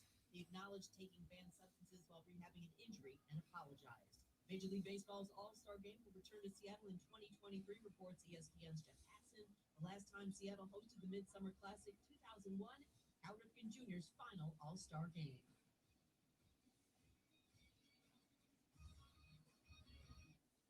You can have your prescriptions brought to your door with free 1 to 2 day delivery from your local CVS, or get same-day delivery, or just swing by and pick them up on the way home from your doctor, because that ear infection can't wait. While you're here, get your questions answered and put your mind at ease, because there are still some things you just can't get in a cardboard box. That's healthier and easier from CVS. Not all prescriptions are eligible for delivery. Restrictions apply. Visit cvs.com/delivery for details. Get inside AutoZone. Welcome to AutoZone. What are you working on today? You're probably looking for some fuel treatment. It cleans your fuel system to help your engine run. Yeah, there was no sound because Rob was doing it live, and I usually don't put the Please Stand By video up there, and it's not labeled as that, so I didn't know which one, and I didn't want to put up one that was from a different station because all our stations have access to this, and yeah, it would have been bad, so I just muted him. It's really his fault, but you know, I covered. I'm sorry the sound didn't work, but it couldn't work because it's not supposed to work and stuff.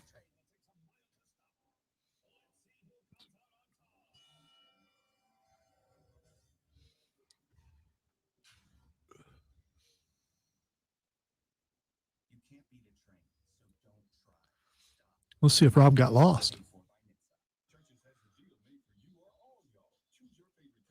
Oh my, if he's lost, whatever shall I do?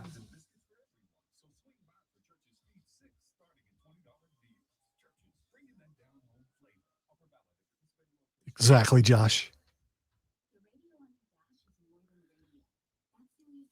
He's coming back. I can hear his footfalls. Because like some people in radio, or unlike some people in radio, even after 24 and a half years, my ears are still pretty good. Mine or not. Because I can hear you walking down the hallway. I think part of the reason I yell so loudly is because it's the only way I can hear myself. Yeah, I've worked with a lot of people whose hearing is not too good. So the worst part is following them and their headphone level and not being prepared for that. That's hurts.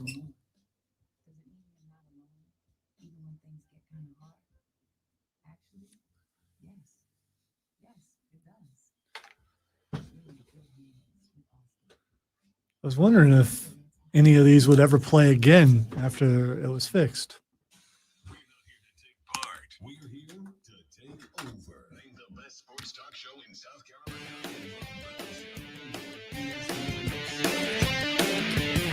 So Zoe said this about you or about me. I don't get angry very often. I don't get mad very often. Yeah, I'm working on it. I get there eventually. Last night I'm perusing the social media, Lonzo, and I learned. I mean, I knew of it, but I learned about the Met Gala. Do you know what the Met Gala is? It's some fancy thing. I have been seeing a certain dress that's been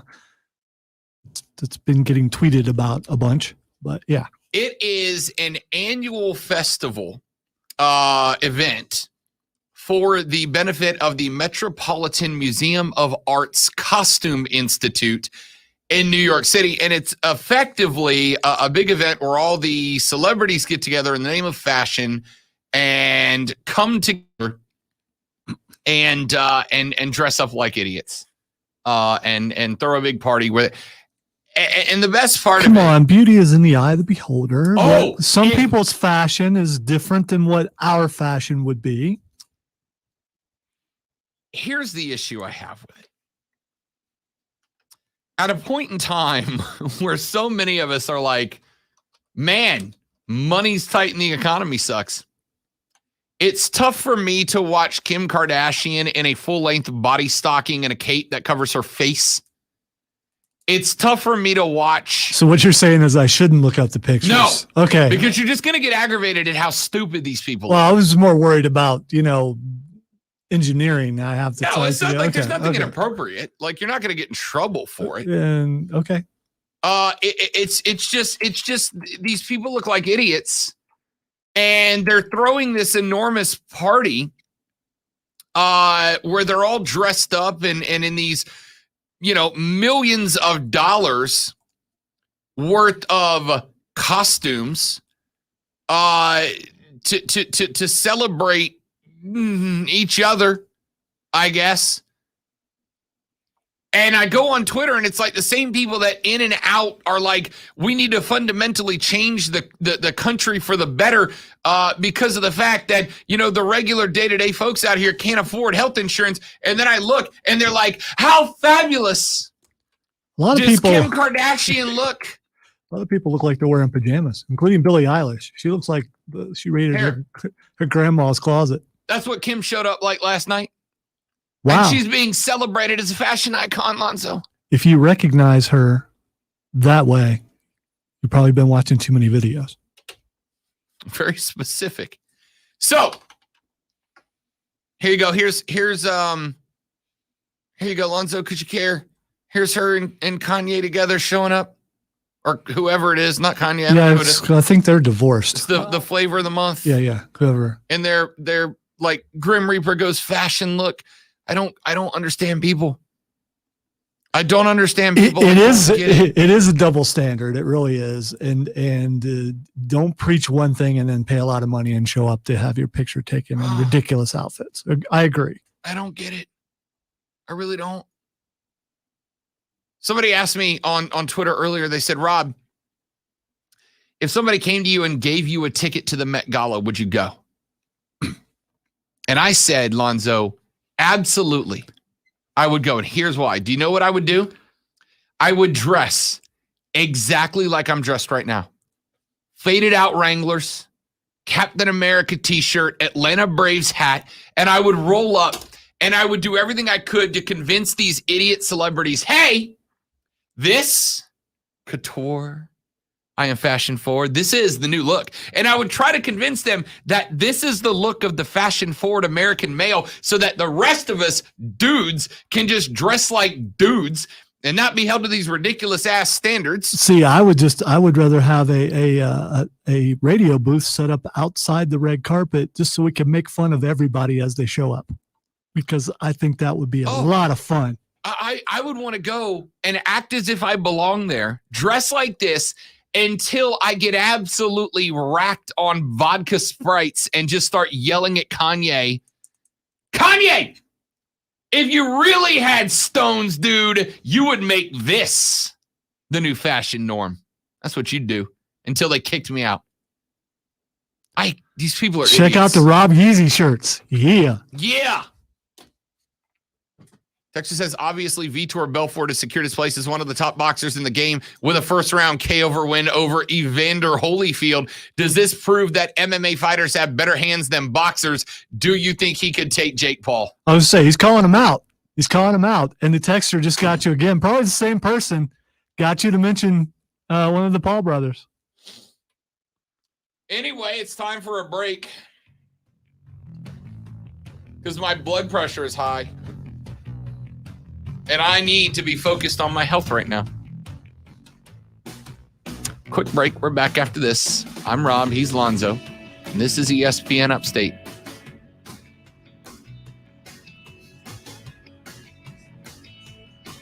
Harley Davidson of Greenville is not just trying to get you to ride a motorcycle. I mean, they are. But ladies and gentlemen, I've been trying to tell you, man. Once you go see Harley of Greenville, once you get onto the back of the bike of your dreams, whether it is one of the brand new 2021s with the new paint schemes, the new finishes, and all the bells and whistles to make the bike exactly yours, or maybe you're trying a new style, right? Maybe you want to see, am I a cafe cruiser guy? Am I a big boss hog guy? Go check out the largest pre-owned inventory in the upstate and find the exact style of bike that you want to ride. Or maybe you're already on the back of a Harley and you just want to get it rigged and outfitted. You want it customized. You want the work done. You want the gear. You go to Harley Davidson of Greenville, and what you're going to learn is that on top of getting you into the Harley lifestyle, they take care of you from start to finish. Once you are there, you are part of the family. You are part of the family. And once you are part of the family, you're going to know what I mean when I say that Harley lifestyle. So go right now to 30 Chrome Drive, and check it out. Talk to them. Find the bike that you want. And once you're in, understand what I mean. Get all the work done. Get all the gear. And it's all right there at 30 Chrome Drive, or see the entire inventory online at upstateharley.com, upstateharley.com. It's Harley Davidson of Greenville.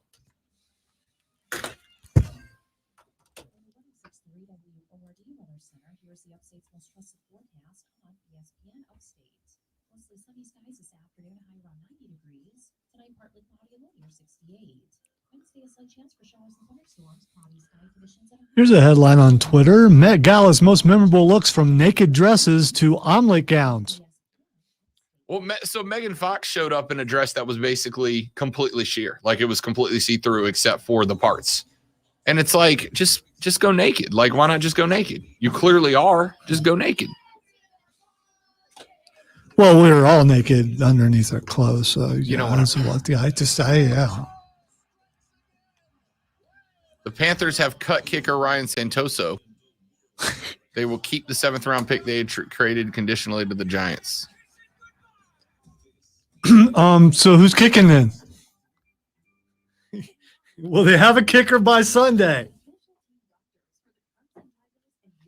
Somebody said they should sign somebody off of Charlotte FC.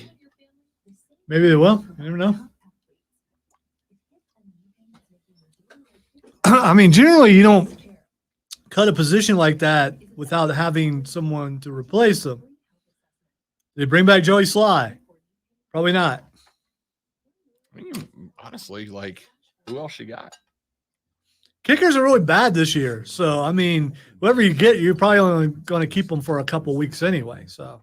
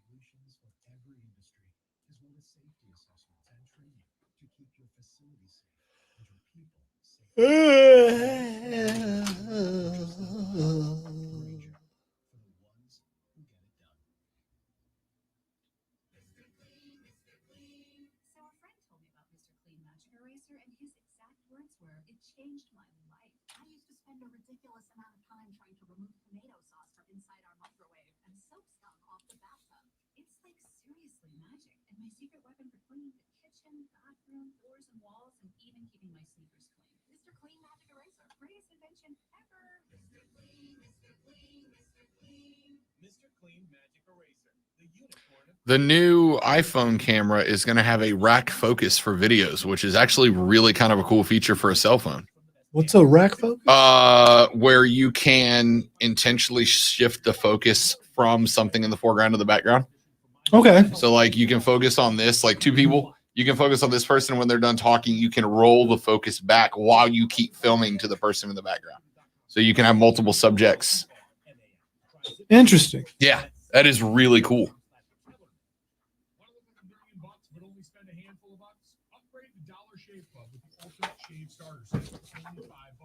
Get a 6-blade razor, prep scrub, shave butter, and post-shave dew for a noticeably smooth shave. Plus free shipping. Razors can be expensive, so don't spend all that money for a mediocre shave. Dollar Shave Club. It's what dreams are shaved of. After the starter set, razors ship at a regular price. Go to dollarshaveclub.com/gojo. That's dollarshaveclub.com/gojo. Welcome to the club. This report is sponsored by Gatorade and Sphinx. The SEC. You went to see Zhang-Chi yet? No, I'm trying to talk Courtney into going with me tonight. But I also realize I'm not on the air with you Thursday or Friday. You're not. So I feel sad for you.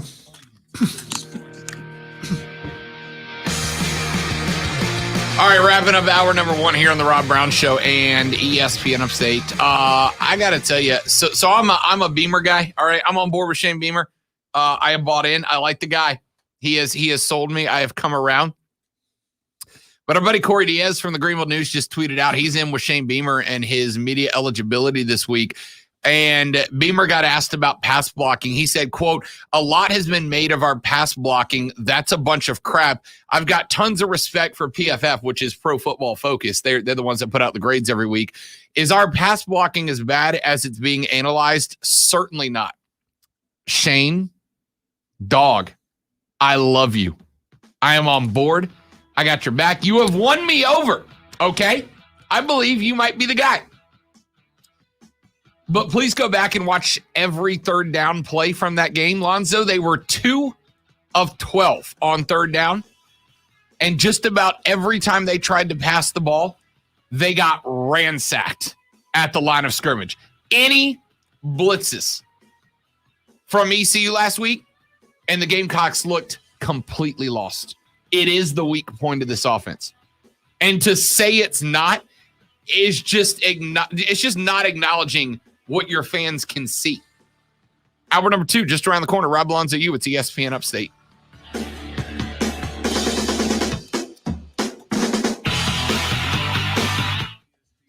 MTV's Total Request Live debuted 23 years ago today.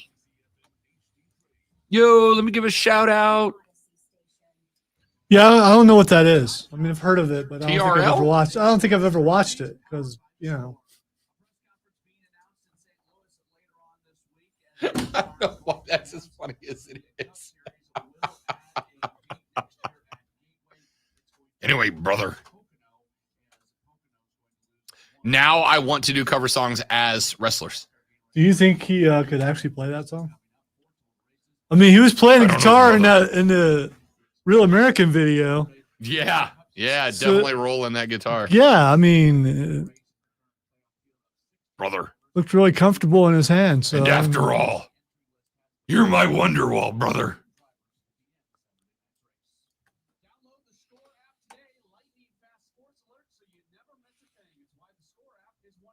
You know, that parody song may not work here, but I know a place where it would work. And I would love for you to do that. And after all, brother, you're my Wonderwall, brother.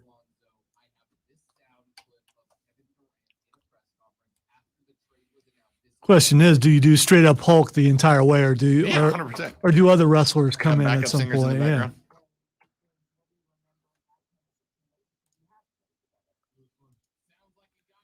Oh, tonight's the wedding. Lonzo, are you excited? Is that still on? It's the new According NXT. to 35 seconds ago tweet from WWE, yes. Because a lot of people are concerned that it's going to there's like going to be nobody there. I mean, it's just going to be an all new everything. I'm just thinking you're just going to be able to tell a difference, except for the logo is going to have a different color. But we'll see. Although they will need a new champion. Yes, that sucks, dude. He just can't. He just can't stay He healthy. can't stay healthy at all. Someone was like, is it a shoot? I'm like, I don't think it is. I think he just can't stay healthy. I think this has got to be it for him, dude. Like, Well, he says it's not, but of course Of you're going to course say he that. does. I know.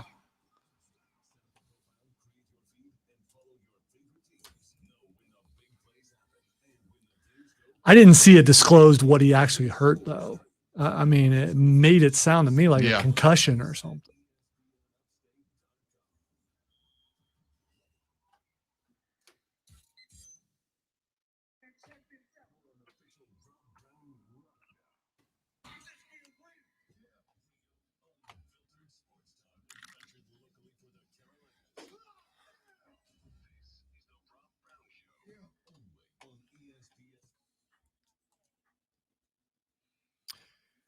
The Rob Brown Show back on your radio. It's ESPN Upstate. Hour number 3 gets going now. What is up? Upstate South Carolina. I am Rob Brown, the great one, Lonzo, directly across the board from me today. 844-477-3776, 844-GSP ESPN. That is the number. You can text us on the Ingles Market text line at 71307, 71307. Start your text with ESPN so we can read them on the air today.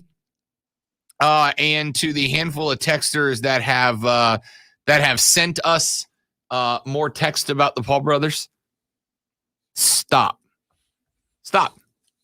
I read the one. I hit your quota for the day. I read one. I'm out. No mas. Normally, I would be a troll here and encourage you to text us at 71307 and start your text with ESPN so Rob could get them and talk about the Paul brothers. But I would never do such a thing with Rob in his current state. I mean, that would be cruel of me to tell you to text Jake or Logan Paul to 71307. So I'm not going to do that. Yeah, I mean that would be awful of you to do, and I would be I would be shocked, stunned, honestly, if Lonzo did that to me publicly. Absolutely. So, Anyway.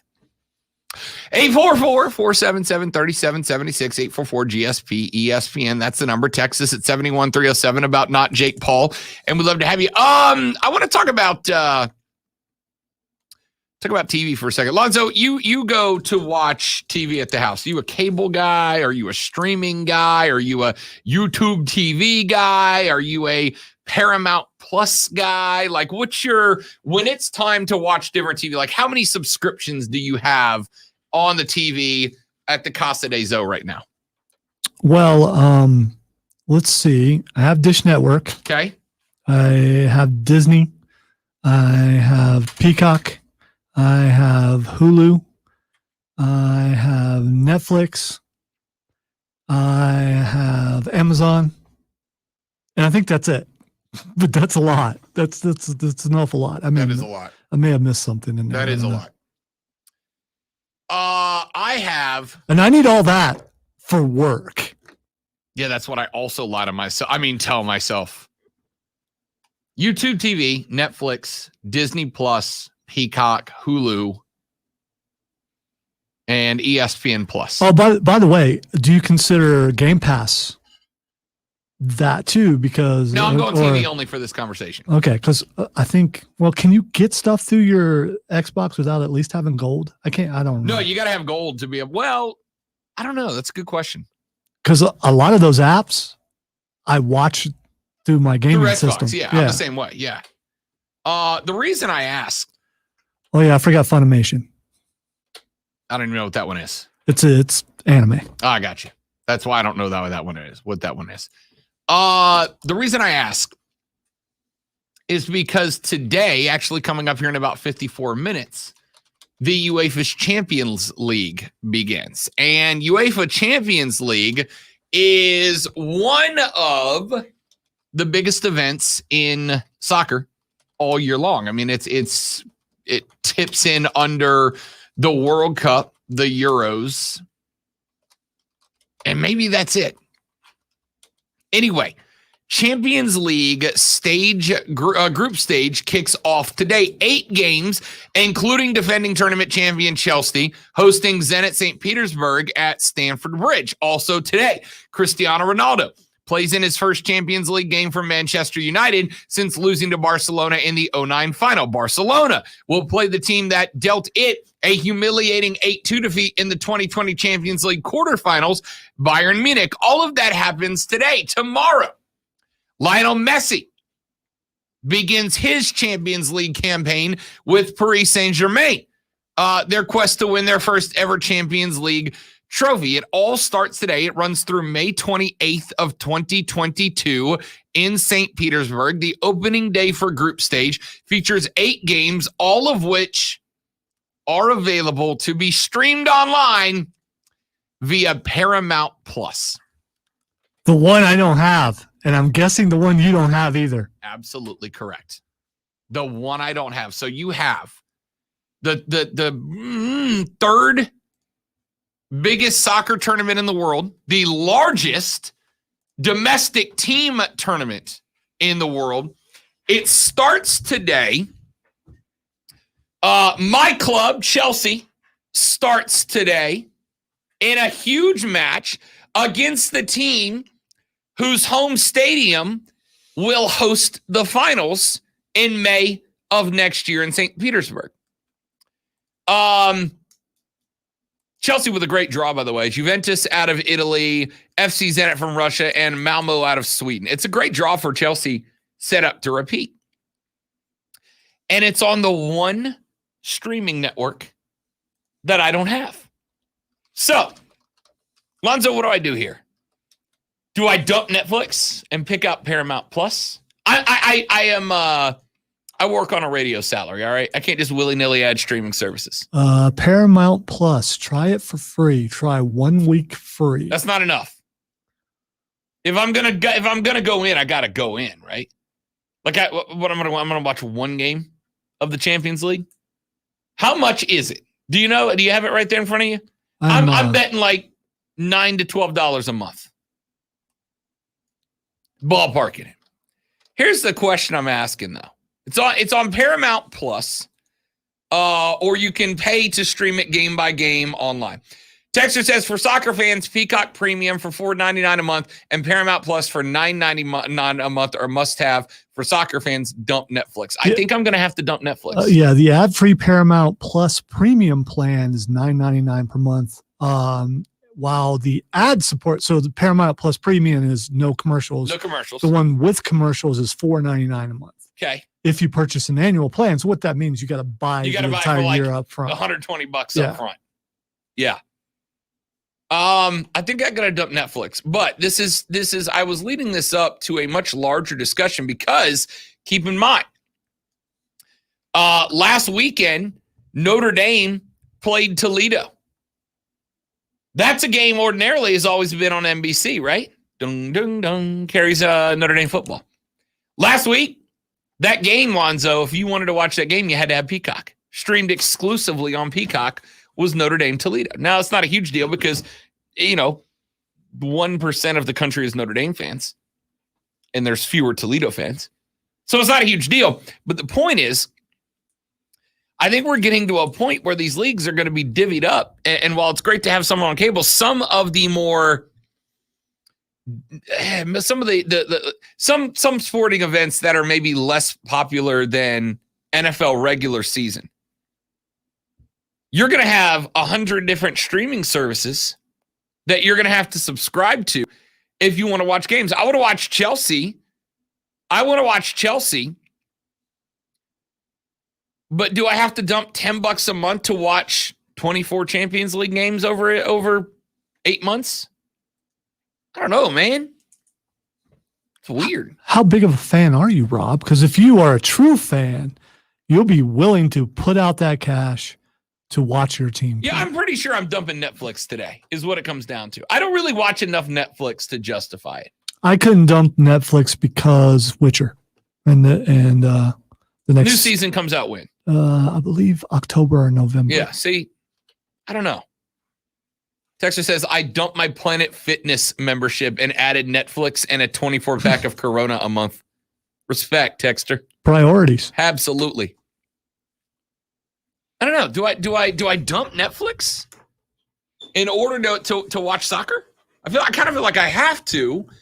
I just really hate that the only way to get it is on Paramount. Like, because here's the thing.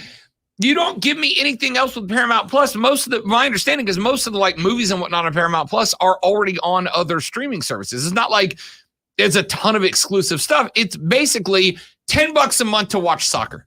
Do I want to do that? Well, if you are dedicated to your craft, which is being on the radio, and you choose to cover soccer, I think you owe it to yourself to get this subscription. Thank you, Lonzo. You know what? I'm reading this text. And no, they are not paying me, but they should. I'm reading this text. I regret it already, but I have to do it. Lonzo, this is how you craft a troll text. Texter says, and he got me till the very end. Texter says, Ronaldo looks solid against Newcastle United in the Premier League. Ball control was on point, and he clearly meshes with superstar teammate Mason Greenwood. Do you think that Manchester United would improve their roster by adding Jake Paul? That's a good text, Lonzo. I'm down for that. Good job. Really good job. That's a really good text. Well, according to what I'm looking at, Paramount, you can also get NFL games. CBS NFL. Yeah, but those aren't exclusive. I can still just watch CBS. Yeah, but the soccer games aren't going to be anywhere else. But I'm guessing so when CBS offers a slate of football games, like the early games, and there's like 5 games that they offer, but you're only going to get the one that's supposedly most important for your area, then you probably, and I'm saying probably, could go on and watch all the other ones that are being offered.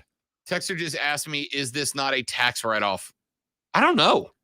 I am curious about that. Curious. I've been thinking about that because a lot of, like, I have the sports package on Dish Network. My wife got for me so I can make sure that I was able to watch all the sports because she's awesome. And I think that could be a write-off in any of this stuff. And technically, with the other show I do, every other streaming service It's also a write-off. is also.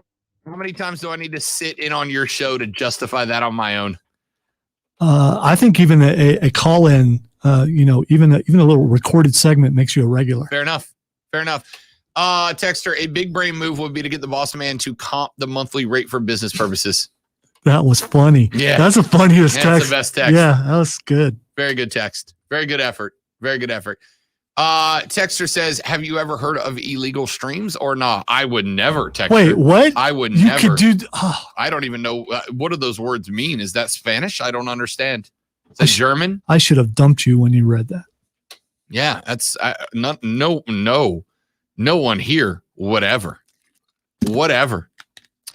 Texter says, what is Lonzo's other show? Saturday nights on WORD is the Upstate Pulse, your home for all things nerd and awesome, hosted by yours truly, the great one, Lonzo himself. Yeah, we've been on for going on 6 years now. So yeah, check it out. And we also are live on Facebook. Every week, Lonzo says, probably my last show. I don't do that anymore. We're sponsored now. Yeah, baby. There it is. Yeah. Let's take a break. When we come back, we're going to ask. We talked a little bit about it yesterday, but I really want to get your thoughts. Did Aaron Rodgers quit on the Packers? Is it time to make the Jordan Love switch now? Do you just tell him, you know what? Never mind. No. And I'm going to tell you why when we come back. Rob Lonzo, it's ESPN Upstate.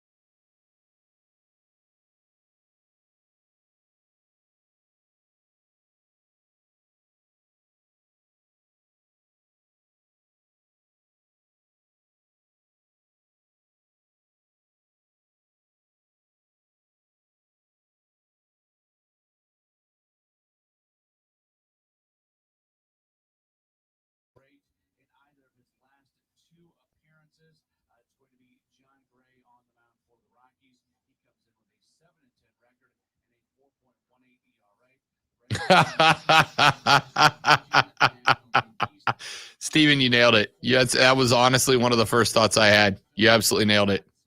Absolutely. Some dudes are going to get in trouble because of that. You are spot on correct.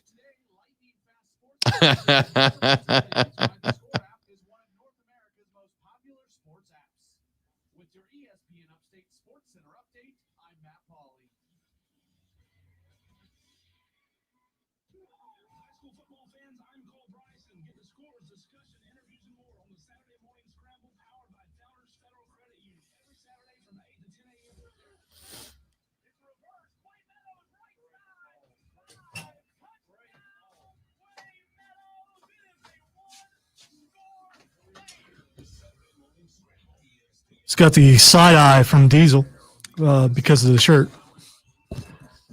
Because he would never wear pink, and Rob and I don't have a problem with that. Not at all.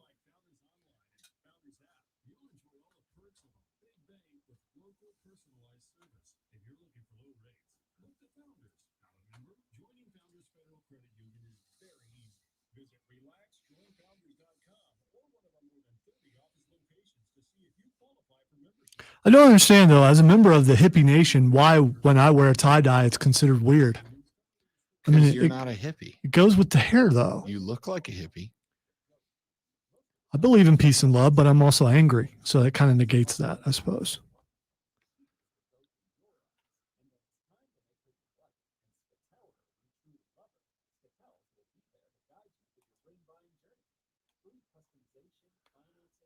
Ow.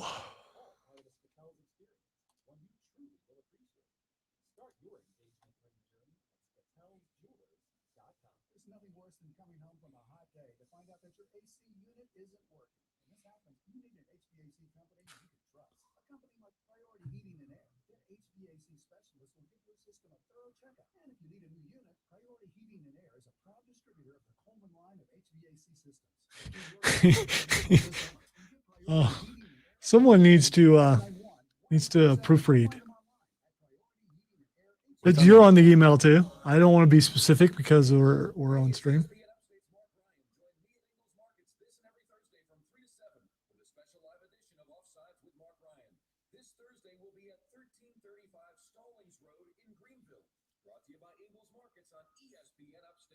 How is your mental health? Billy Eilish.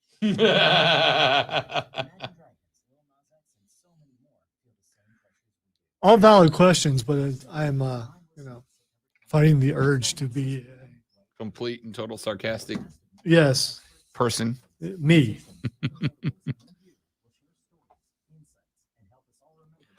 People don't understand the struggle when you are a master of sarcasm to not be sarcastic.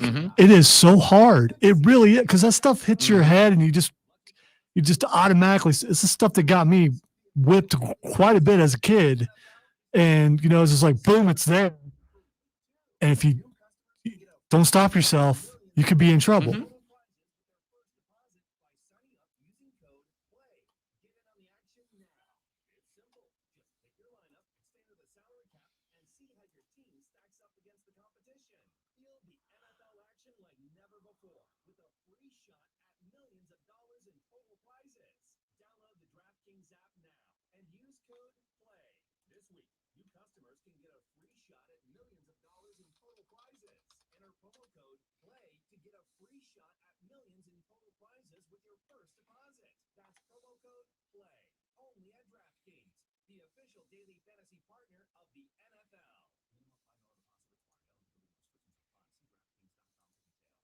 This report is sponsored by Allstate. You may have heard that Allstate has new low auto rates, but isn't it time to see for yourself? With Allstate, you can lower your rates, not your expectations.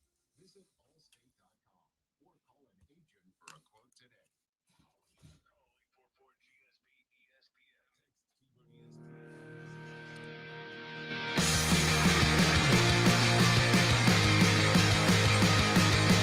Stop looking at me funny. It was dude, it was worth a try. It really was. You're starting to get a crease up there though. I don't know if it'll be permanent from like right across. Oh yeah. Almost scar-like.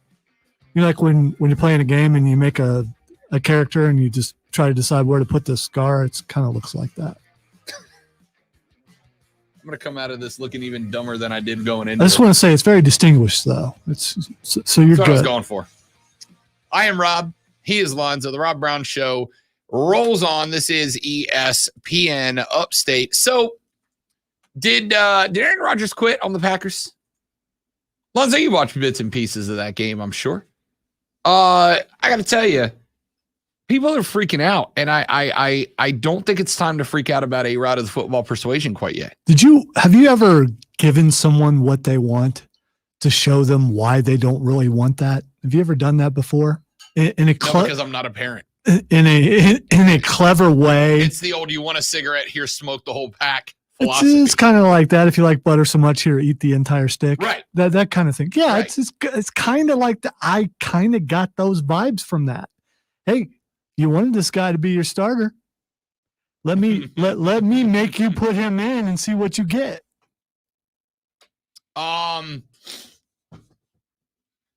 Maybe, but I don't quite think that it is time to call that Green Bay has been left out to dry by Aaron Rodgers for a couple of reasons. First off, and my favorite, Aaron Rodgers goes on Pat McAfee's show quite a bit. Who, by the way, Zoe and I think both big fans of Pat McAfee. Yes. He has Aaron Rodgers on. When Aaron Rodgers, I love the other day, I saw somebody from Fox, like, we have an exclusive interview with Aaron Rodgers. I'm like, Aaron Rodgers is on McAfee's show like every single week. Yeah, I saw that too. And I'm like, no, you don't. Yeah, it's not exclusive, dude. Anyway. It's exclusive to that time period because he's not somewhere else. He's with you at that moment, Yeah. Okay. Yeah. So Rodgers is on with Pat, and they ask him, they're talking to him about the game. What happened? What went wrong, right? And he says that before the first interception, remember there was that spot where he was laying on the ground and he was like grabbing the back of his knees and everybody was worried about him. And then he went to the sideline and he waved everybody else off. He waved all the medical trainers off. He's like, I'm fine. Leave me alone. According to A-Rod of the Football Persuasion, Lonzo, Aaron Rodgers took a knee to the voice, and it did not feel great. And that was what hampered him. That was the claim. I don't know of any circumstance where it probably would feel correct. Yeah, someone full speed or Correct.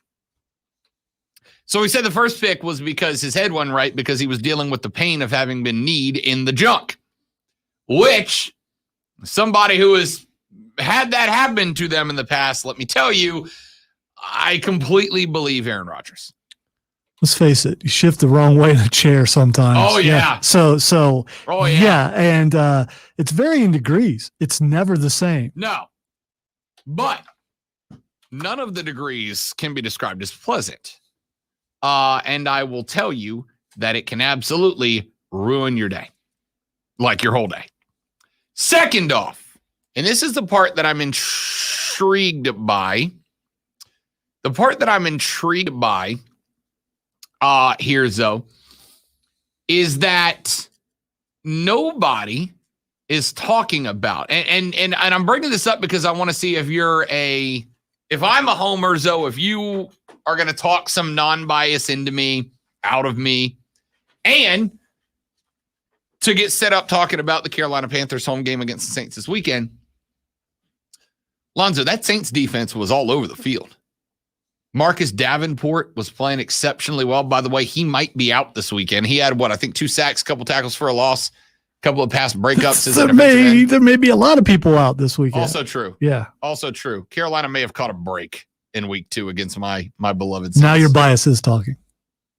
Do they not maybe catch a break if the Saints are missing 5 offensive coaches? Yeah, but it kind of seems like a break. That is to imply that they didn't have a chance without said break. No, that's not what I said. What I said was they caught a break. If you go up against the hapless New York Jets and the Jets are missing 5 coaches, you were likely going to beat them. You still caught a break. Either way, Saints defense was really good against the Packers. I would not quite count out Aaron Rodgers just yet. Also, if you go back and you look at the career of Aaron Rodgers in Green Bay, the Packers traditionally bounce back after losses. Ordinarily, they bounce back after losses. I saw it earlier today, and I forgot to write the stat down, and I wish I would have. But Aaron Rodgers, Lonzo, is something like 85% victory total in weeks after they lose a game. He does not lose games back to back very often. I would chill. I would slow your roll. I would hang off on the Packers suddenly being a bottom 5 team in the league because the Saints defense is good. And the Packers have lost lots of games in the past, and they don't lose 2 in a row. So I don't suspect that the Packers are going to drop another one in week 2 when we make our picks coming up here on Thursday, Zoe, and we have Lions v. Packers in a Monday Night Football matchup. I got to tell you, I'm already leaning Packers to make the cover there. Don't freak out just yet. I am just curious if Aaron Rodgers will wear a cup. Are you kidding me? I'd have one on all week if I got racked to the tune of 2 interceptions. It'd be giant codpiece like there would be no doubt because it is a possibility that ruined his entire game. It is a possibility. Texter says, Rob, I was watching some of your live stream and my 8-year-old daughter said, Daddy, why does that guy look like Buck from Ice Age? You know who Buck from Ice Age is? No, I'm trying to remember. I've seen Ice Age. Just go ahead and Google it. Just while we're on the air, go ahead and Google it. I think it's like Ice Age 2 or 3. Go ahead and Google it. Let's all listen to Lonzo laugh on the air because it's going to happen. Oh, there he is. Yeah, I can see that. So that's same eye too. Or at least I think so. Although this has him having it on either eye. So thanks, Texter, and more importantly, Texter's daughter.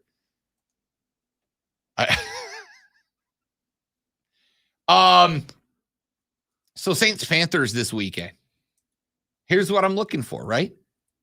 Devontae Adams got all but shut down in this game by New Orleans.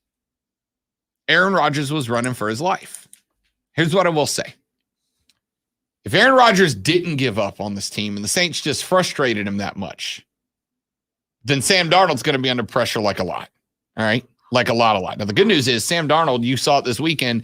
Sam Darnold showed that he had a pretty good rhythm. He had a pretty good idea for when to pull the ball down and run. He also has a lot of practice at that. Yeah, played for the Jets. Yes, he does. If Aaron Rodgers, the best thing for the Carolina Panthers, Lonzo, would be that Aaron Rodgers did give up on the team, right? If you're the Panthers, you got to hope that Aaron Rodgers did give up on the team, and that wasn't Aaron Rodgers playing Aaron Rodgers ball, and the Saints just looked that good. You better hope Aaron Rodgers did give up on the team, and that was Aaron Rodgers just getting through week 1 to earn himself a spot on the bench to take Sunday off. Because if that's the case, and the Saints defense wasn't as good as they looked on Sunday, then Sunday becomes a lot more interesting. But if that was Aaron Rodgers at full capacity and the Saints defense was just that good, and I told y'all they were going to be good this year, and they were just that good against Aaron Rodgers, this game gets interesting on Sunday for the Panthers offense. And Run CMC is going to put into a big spot to make up that difference to open the field up for Sam Darnold. Well, if you are a Saints fan, and I know you are, even if this were the case against Carolina, I still wouldn't get entirely too happy because Carolina hasn't picked to do a whole lot this year. Now, if the Saints do the same to Tampa Bay that they did to Green Bay, you're going to have a fun year. Correct. Took you a while to get to my logic. I was trying to figure out where we're going, and then I got it. But correct. So I think they could have is anyone going to pick the Panthers to beat the Saints? They've got to pick the Panthers to beat the Saints. No. Right.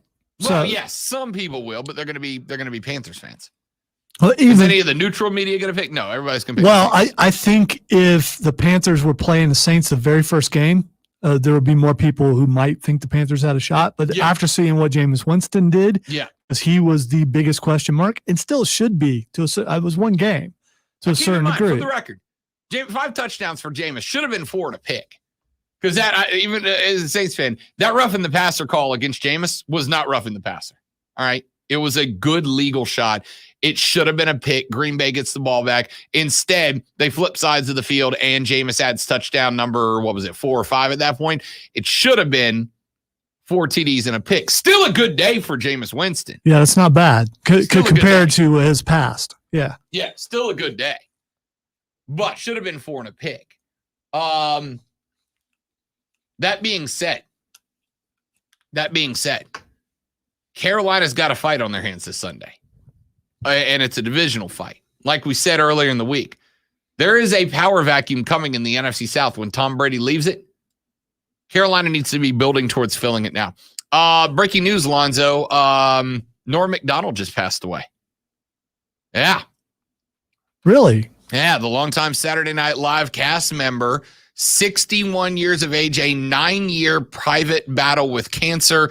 McDonald's death was announced to Deadline by his management earlier today. The comedian's longtime producing partner and friend, Lori Jo Hoekstra, who was with him when he died, said McDonald had been battling cancer for nearly a decade, but was determined to keep his health struggles private, away from family, friends, and fans. Hoekstra said he was most proud of his comedy. He never wanted the diagnosis to affect the way the audience or any of his loved ones saw him. Norm was a pure comic. He once wrote that a joke should catch someone by surprise. It should never pander. He certainly never pandered. Norm will be missed. I got to tell you, Norm Macdonald, one of my favorite comedians of all time. He was also my favorite Colonel Sanders. Yes, correct. One of my favorite comedians of all time. Loved Norm Macdonald. He just had a way to make everybody feel awkward. And that's my favorite kind of comedy. It was.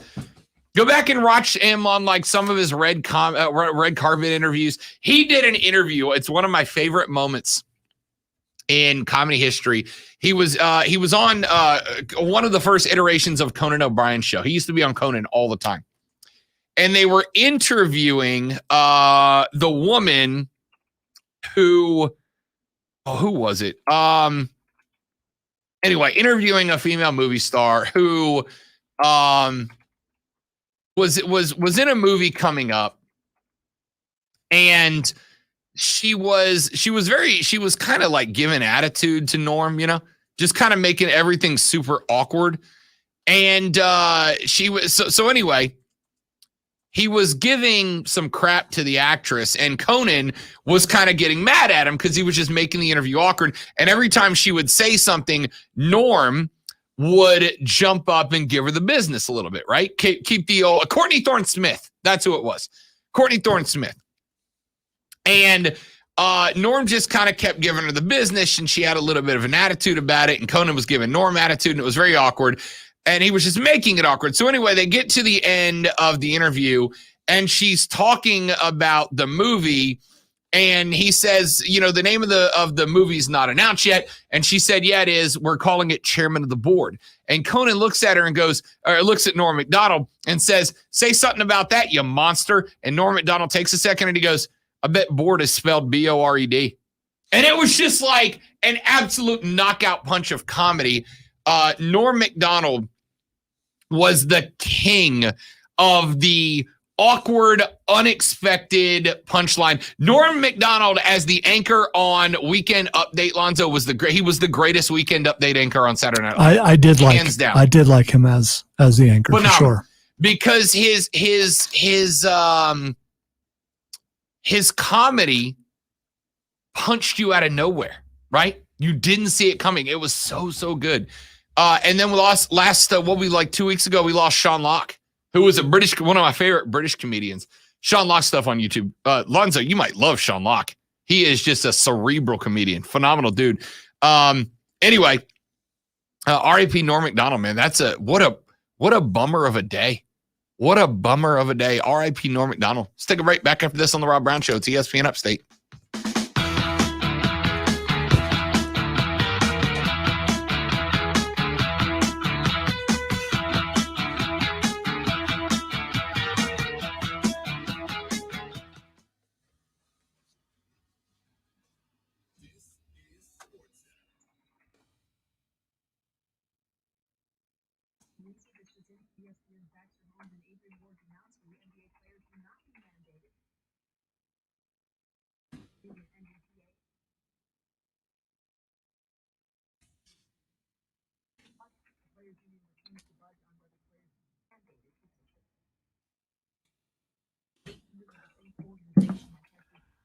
Wondering why I'm seeing Max on TV, but this must be his new show. Yeah.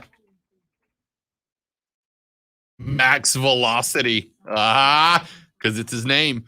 His name's Max. And then it means maximum, and then maximum velocity, like a baseball pitch. It's brilliant, ESPN. Yeah, no way he came up with it.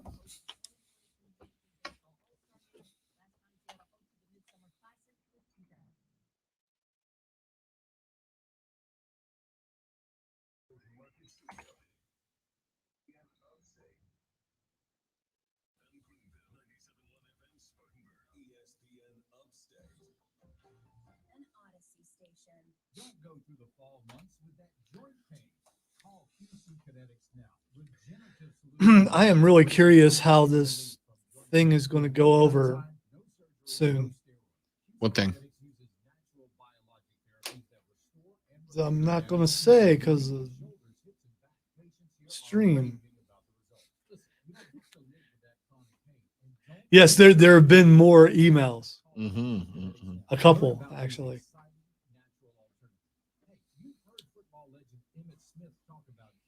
It's time to see what this is all about. Fall is the time to enjoy life to the fullest. Act now. Restorative, regenerative therapies are available here, and the in-office consultation is free. I'm tasting blood, but I'm not bleeding. Hopefully, I'll at least make it through the next 20 minutes.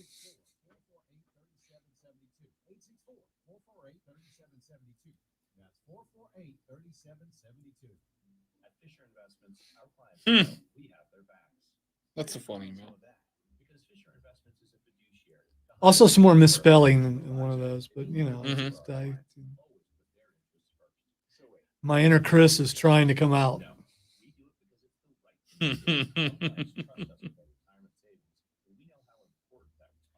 Because anytime I need correcting, I hear his voice in my head. Yeah. Because I've been corrected by him so Yeah. many times, which of course he absolutely loves because I've told him that. And his reply is, I just want you to be right, Lonzo, which I absolutely hear when I make a mistake and figure out that I made a mistake.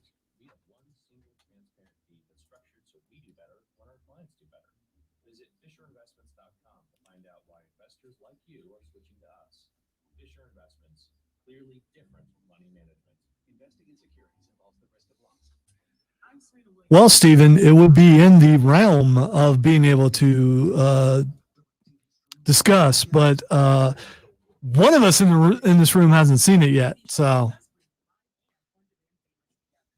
Friday is the 2 weeks.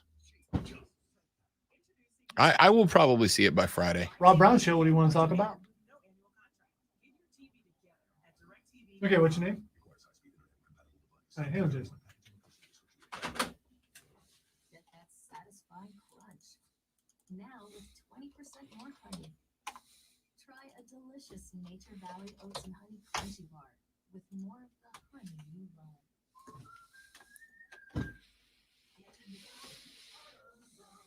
Welcome to AutoZone. What are you working on? You're probably looking for some fuel treatment. It cleans your fuel system to help your engine run smooth. And that means better gas mileage.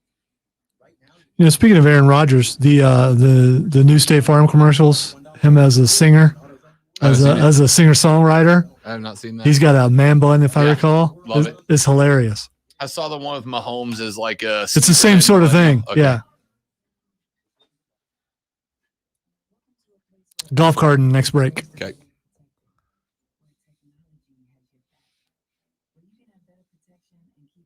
They're in a music store. He's sitting there with a acoustic. The lighting's a certain way. It works really well. Beautiful.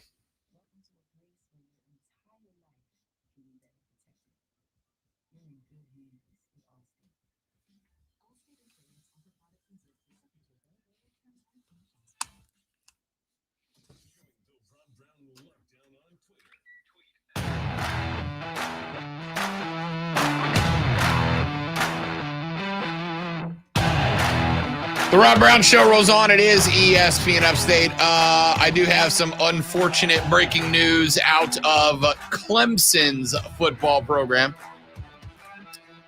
Broke just a couple of. There we go. There's the glass because it's breaking glass. It's like a pun, kinda. The only place you can hear that. Why? Because we're award winning. Breaking news brought to you by BetQL and Odyssey. Make sure you are getting all the information to beat the books, be a better by going to BetQL.com today. But jokes aside, not great news for Clemson. Dabo Swinney announced during his press conference earlier today that freshman offensive lineman Dietrich Pennington is out for the year, suffered a torn ACL during Saturday's loss to South Carolina State. The Memphis, Tennessee native was expected to be a solid contributor for the Tigers up front this season. Sweeney said, quote, really just a big disappointment there. Going to be a great, great player. And I think a guy that as the season went on would have been a difference maker for us for sure. He's a lot like Marcus Tate as far as where he is, end quote. Tate, who is another true freshman, started the first 2 games of the season for the Tigers. Pennington, the third offensive lineman to be sidelined by a serious injury, joining redshirt sophomore Taquan Johnson and redshirt freshman John Williams. All 3 players were expected to have a role on this year's team. Sweeney said, quote, that's 3 big losses for us on the OL. John Williams was a guy that was really going to help us this year. Obviously, he's been out with his knee now since camp. Taquan was going to really help us. So that's 3 guys that we were really counting on being contributors for us. End quote. Man, really interesting. Really interesting, considering, though, that that's really a spot that that Clemson has struggled at this year, the offensive line. Part of the reason I think they've had some difficulty getting the run game going has been because of the fact that the offensive line is just not what you'd hoped it would be. You got some thoughts? I don't want to hear it. Texter says, bad news. Yeah, well, it was a joke, but I'm not going to read it because I'm not going to talk about a kid. I'm not going to make a joke about a kid getting his ACL busted, but I see what you're saying. Does seem to be an abnormal amount of injuries this year. And maybe I'm wrong. It just seems to be not just with Clemson, but across football, college football and pro football. Yeah. Yeah. Let me get Jason in here before we take a break. Talk a little bit about the great late Norm Macdonald before we head to Twitter trending topics. Jason, welcome in, bud. Good to have you. Hey, thanks for taking my call. Yeah, I enjoyed following him on Twitter. I was a big Montreal Canadiens fan, and him trolling other fan bases. It was pretty much for his persona there. But I just want to mention, remember, I don't know if you remember when he was done the ESPYs about 20-something years ago. Yep. You remember that? Yep. Great joke. He made the OJ joke, and it was with the mentioned Charles Woodson winning the Heisman or whatever. That was it got a lot of laughs, but it got a lot of controversy too. But that was Norm Macdonald. He was pushed the envelope, and man, that is a bummer. He was one of my favorite guys, one of my favorite comedians. I don't like a lot of comedians, but he was one of my favorites, and I also enjoyed him on the show The Middle with playing the deadbeat brother on that. Yeah. He done a great job on that show. So Norm was great, Jason, because Norm came for everybody, right? Norm came for. There's a lot of comedians that play one side of the fence or other. Norm came for everybody, and he came out of nowhere. His comedy was just. It was like he said. It was never about pandering. It was always about catching you by surprise and shocking you. And he came for absolutely everybody. Norm Macdonald, absolute legend. Absolute legend. Sure. All right. Thanks for taking my call. Appreciate it, man. I immediately thought, we talked about Saturday Night Live, but Lonzo, if you haven't watched Norm Macdonald's Celebrity Jeopardy appearances as Burt Reynolds. Yeah, as Burt Reynolds. So good. So good. And the thing is, when he first showed up as Burt Reynolds, for a second, I'm like, who is that? I couldn't figure out who it was that was depicting Burt Reynolds because he did such a good job at it. He had the mannerisms down, had the voice down, everything. I had to tell you, I don't listen. A lot of us, I don't do this often. We're doing a Norm Macdonald best hits tribute tomorrow. This guy was one of my favorite comedians of all time. Love this guy. Love Norm Macdonald because, again, he came for everybody. And he took no prisoners, which I absolutely loved. All right, take a break. We wrap it up with Twitter trending topics next on the Rob Brown Show. Rob Lonzo, it's ESPN Upstate. Golf cart.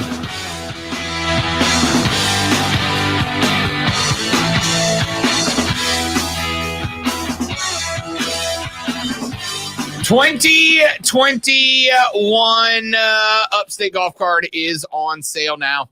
Ladies and gentlemen, it's on sale right this very second. And if you get it, you are going to be able to go play not 1, not 2, not 3, not 4, not 5, not 6, not 7, not 8, but 9 different golf courses around the Upstate. And listen, I'm pretty sure I'm not supposed to tell you this, But that Labor Day extravaganza, which was supposed to stop last Monday, you can still get it for $50 if you go to the website at upstategolfcart.com. I'm whispering so the people downstairs don't hear me and change it before you go. Go to upstategolfcart.com right now. Upstategolfcart.com. You're going to get the 2021 Upstate Golf Cart for $50. $50. You're going to play 9 courses. The club at Brookstone, Rolling Green Golf Club, Legacy Pines Golf Club, Pebble Creek Country Club, the Preserve at Verde, Willow Creek Golf Club, the Rock Golf Club and Resort, Links of Tryon, Carolina Springs Golf Cart. You're going to play all of them for $50. Good luck finding that deal anywhere else. You can't. It's just that simple. Go to upstategolfcart.com to get yours now. Upstategolfcart.com is a 2021 Upstate Golf Cart.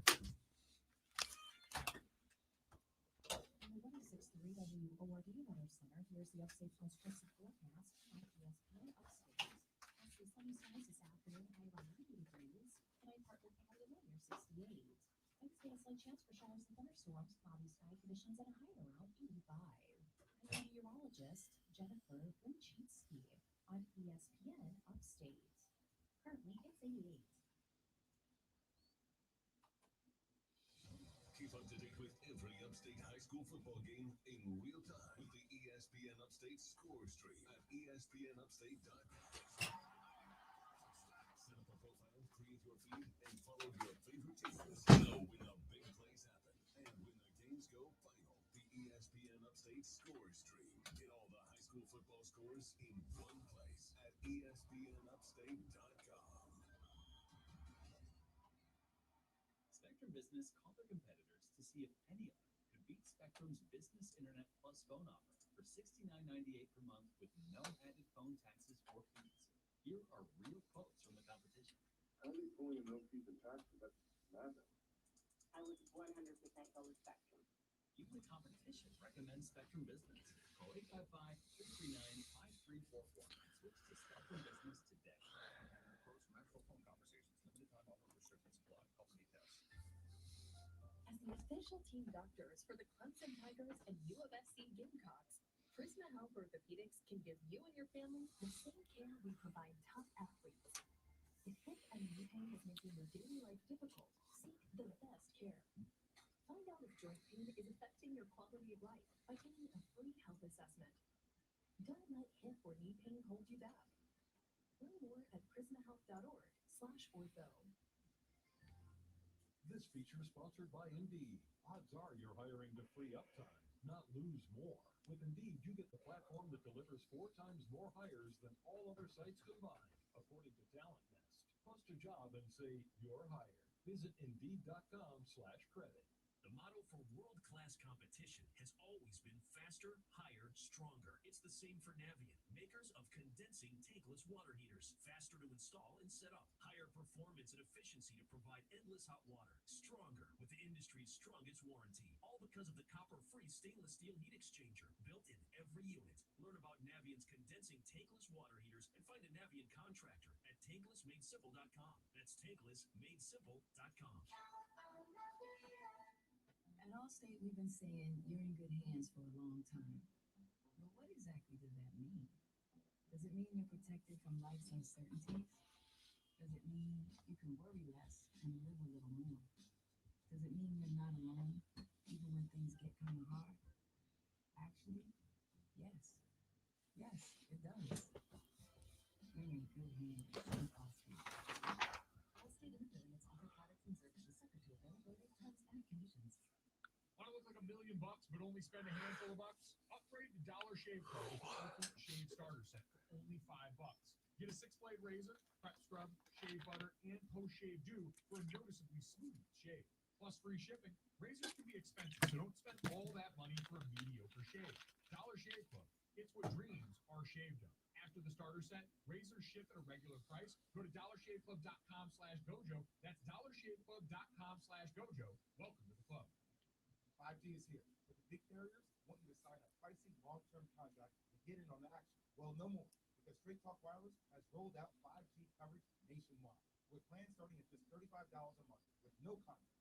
And get a Samsung Galaxy A32 5G for only $299, all on America's best networks. 5G coverage, 5G phone, less money. Straight Talk Wireless. No contract, no compromise. With a 5G capable device required, actual availability, coverage, and speed.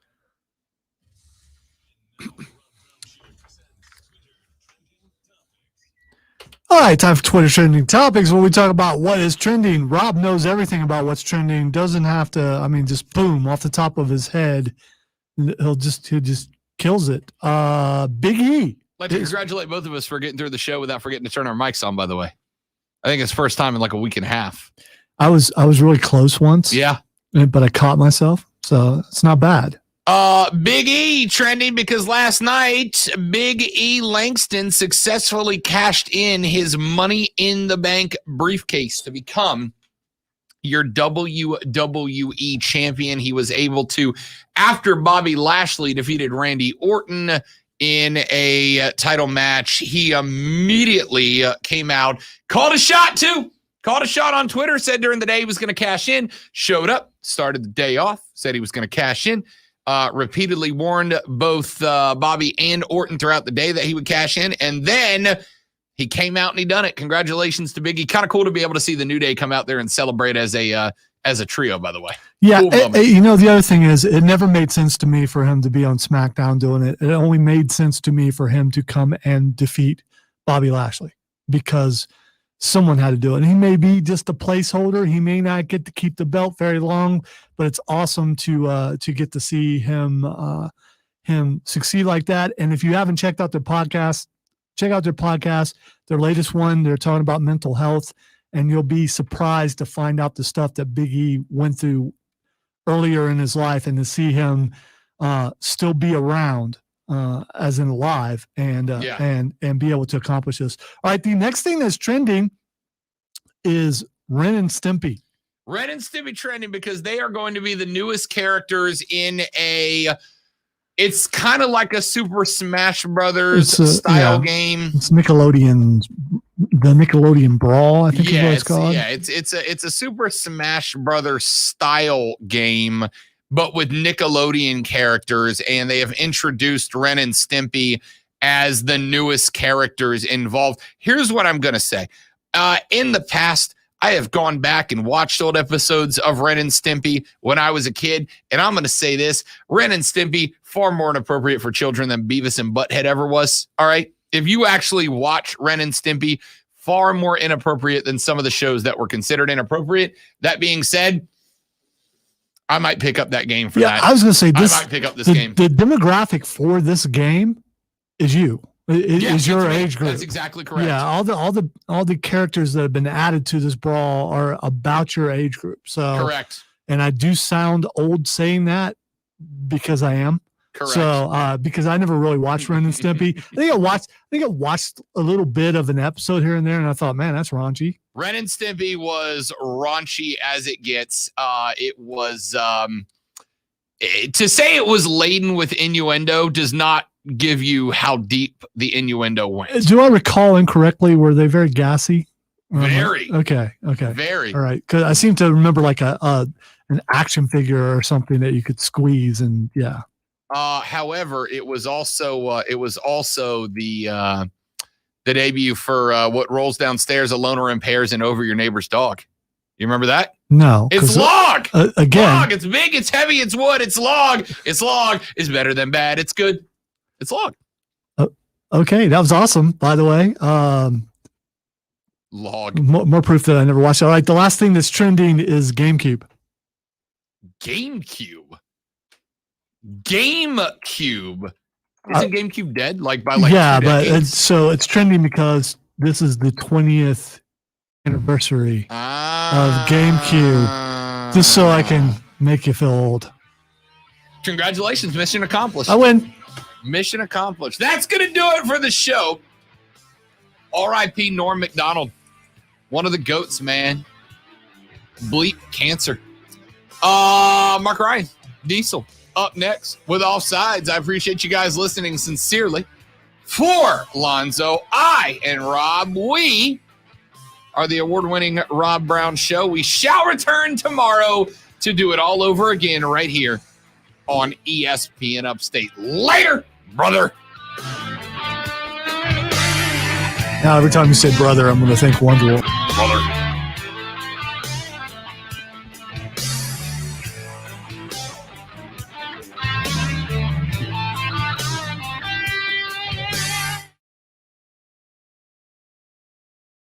WSB Spartanburg, WSBC FM HD3. An Odyssey. This is SportsCenter. I'm Christine Lisi. Breaking news, ESPN's Baxter Holmes and Adrian Wojnarowski reporting NBA players won't be mandated to get vaccinated against COVID-19. The league and PA continue to negotiate COVID-related protocols and procedures for this upcoming season. From ESPN's Tim McMahon, the Rockets and point guard John Wall have agreed to work together on finding a trade destination for Wall as the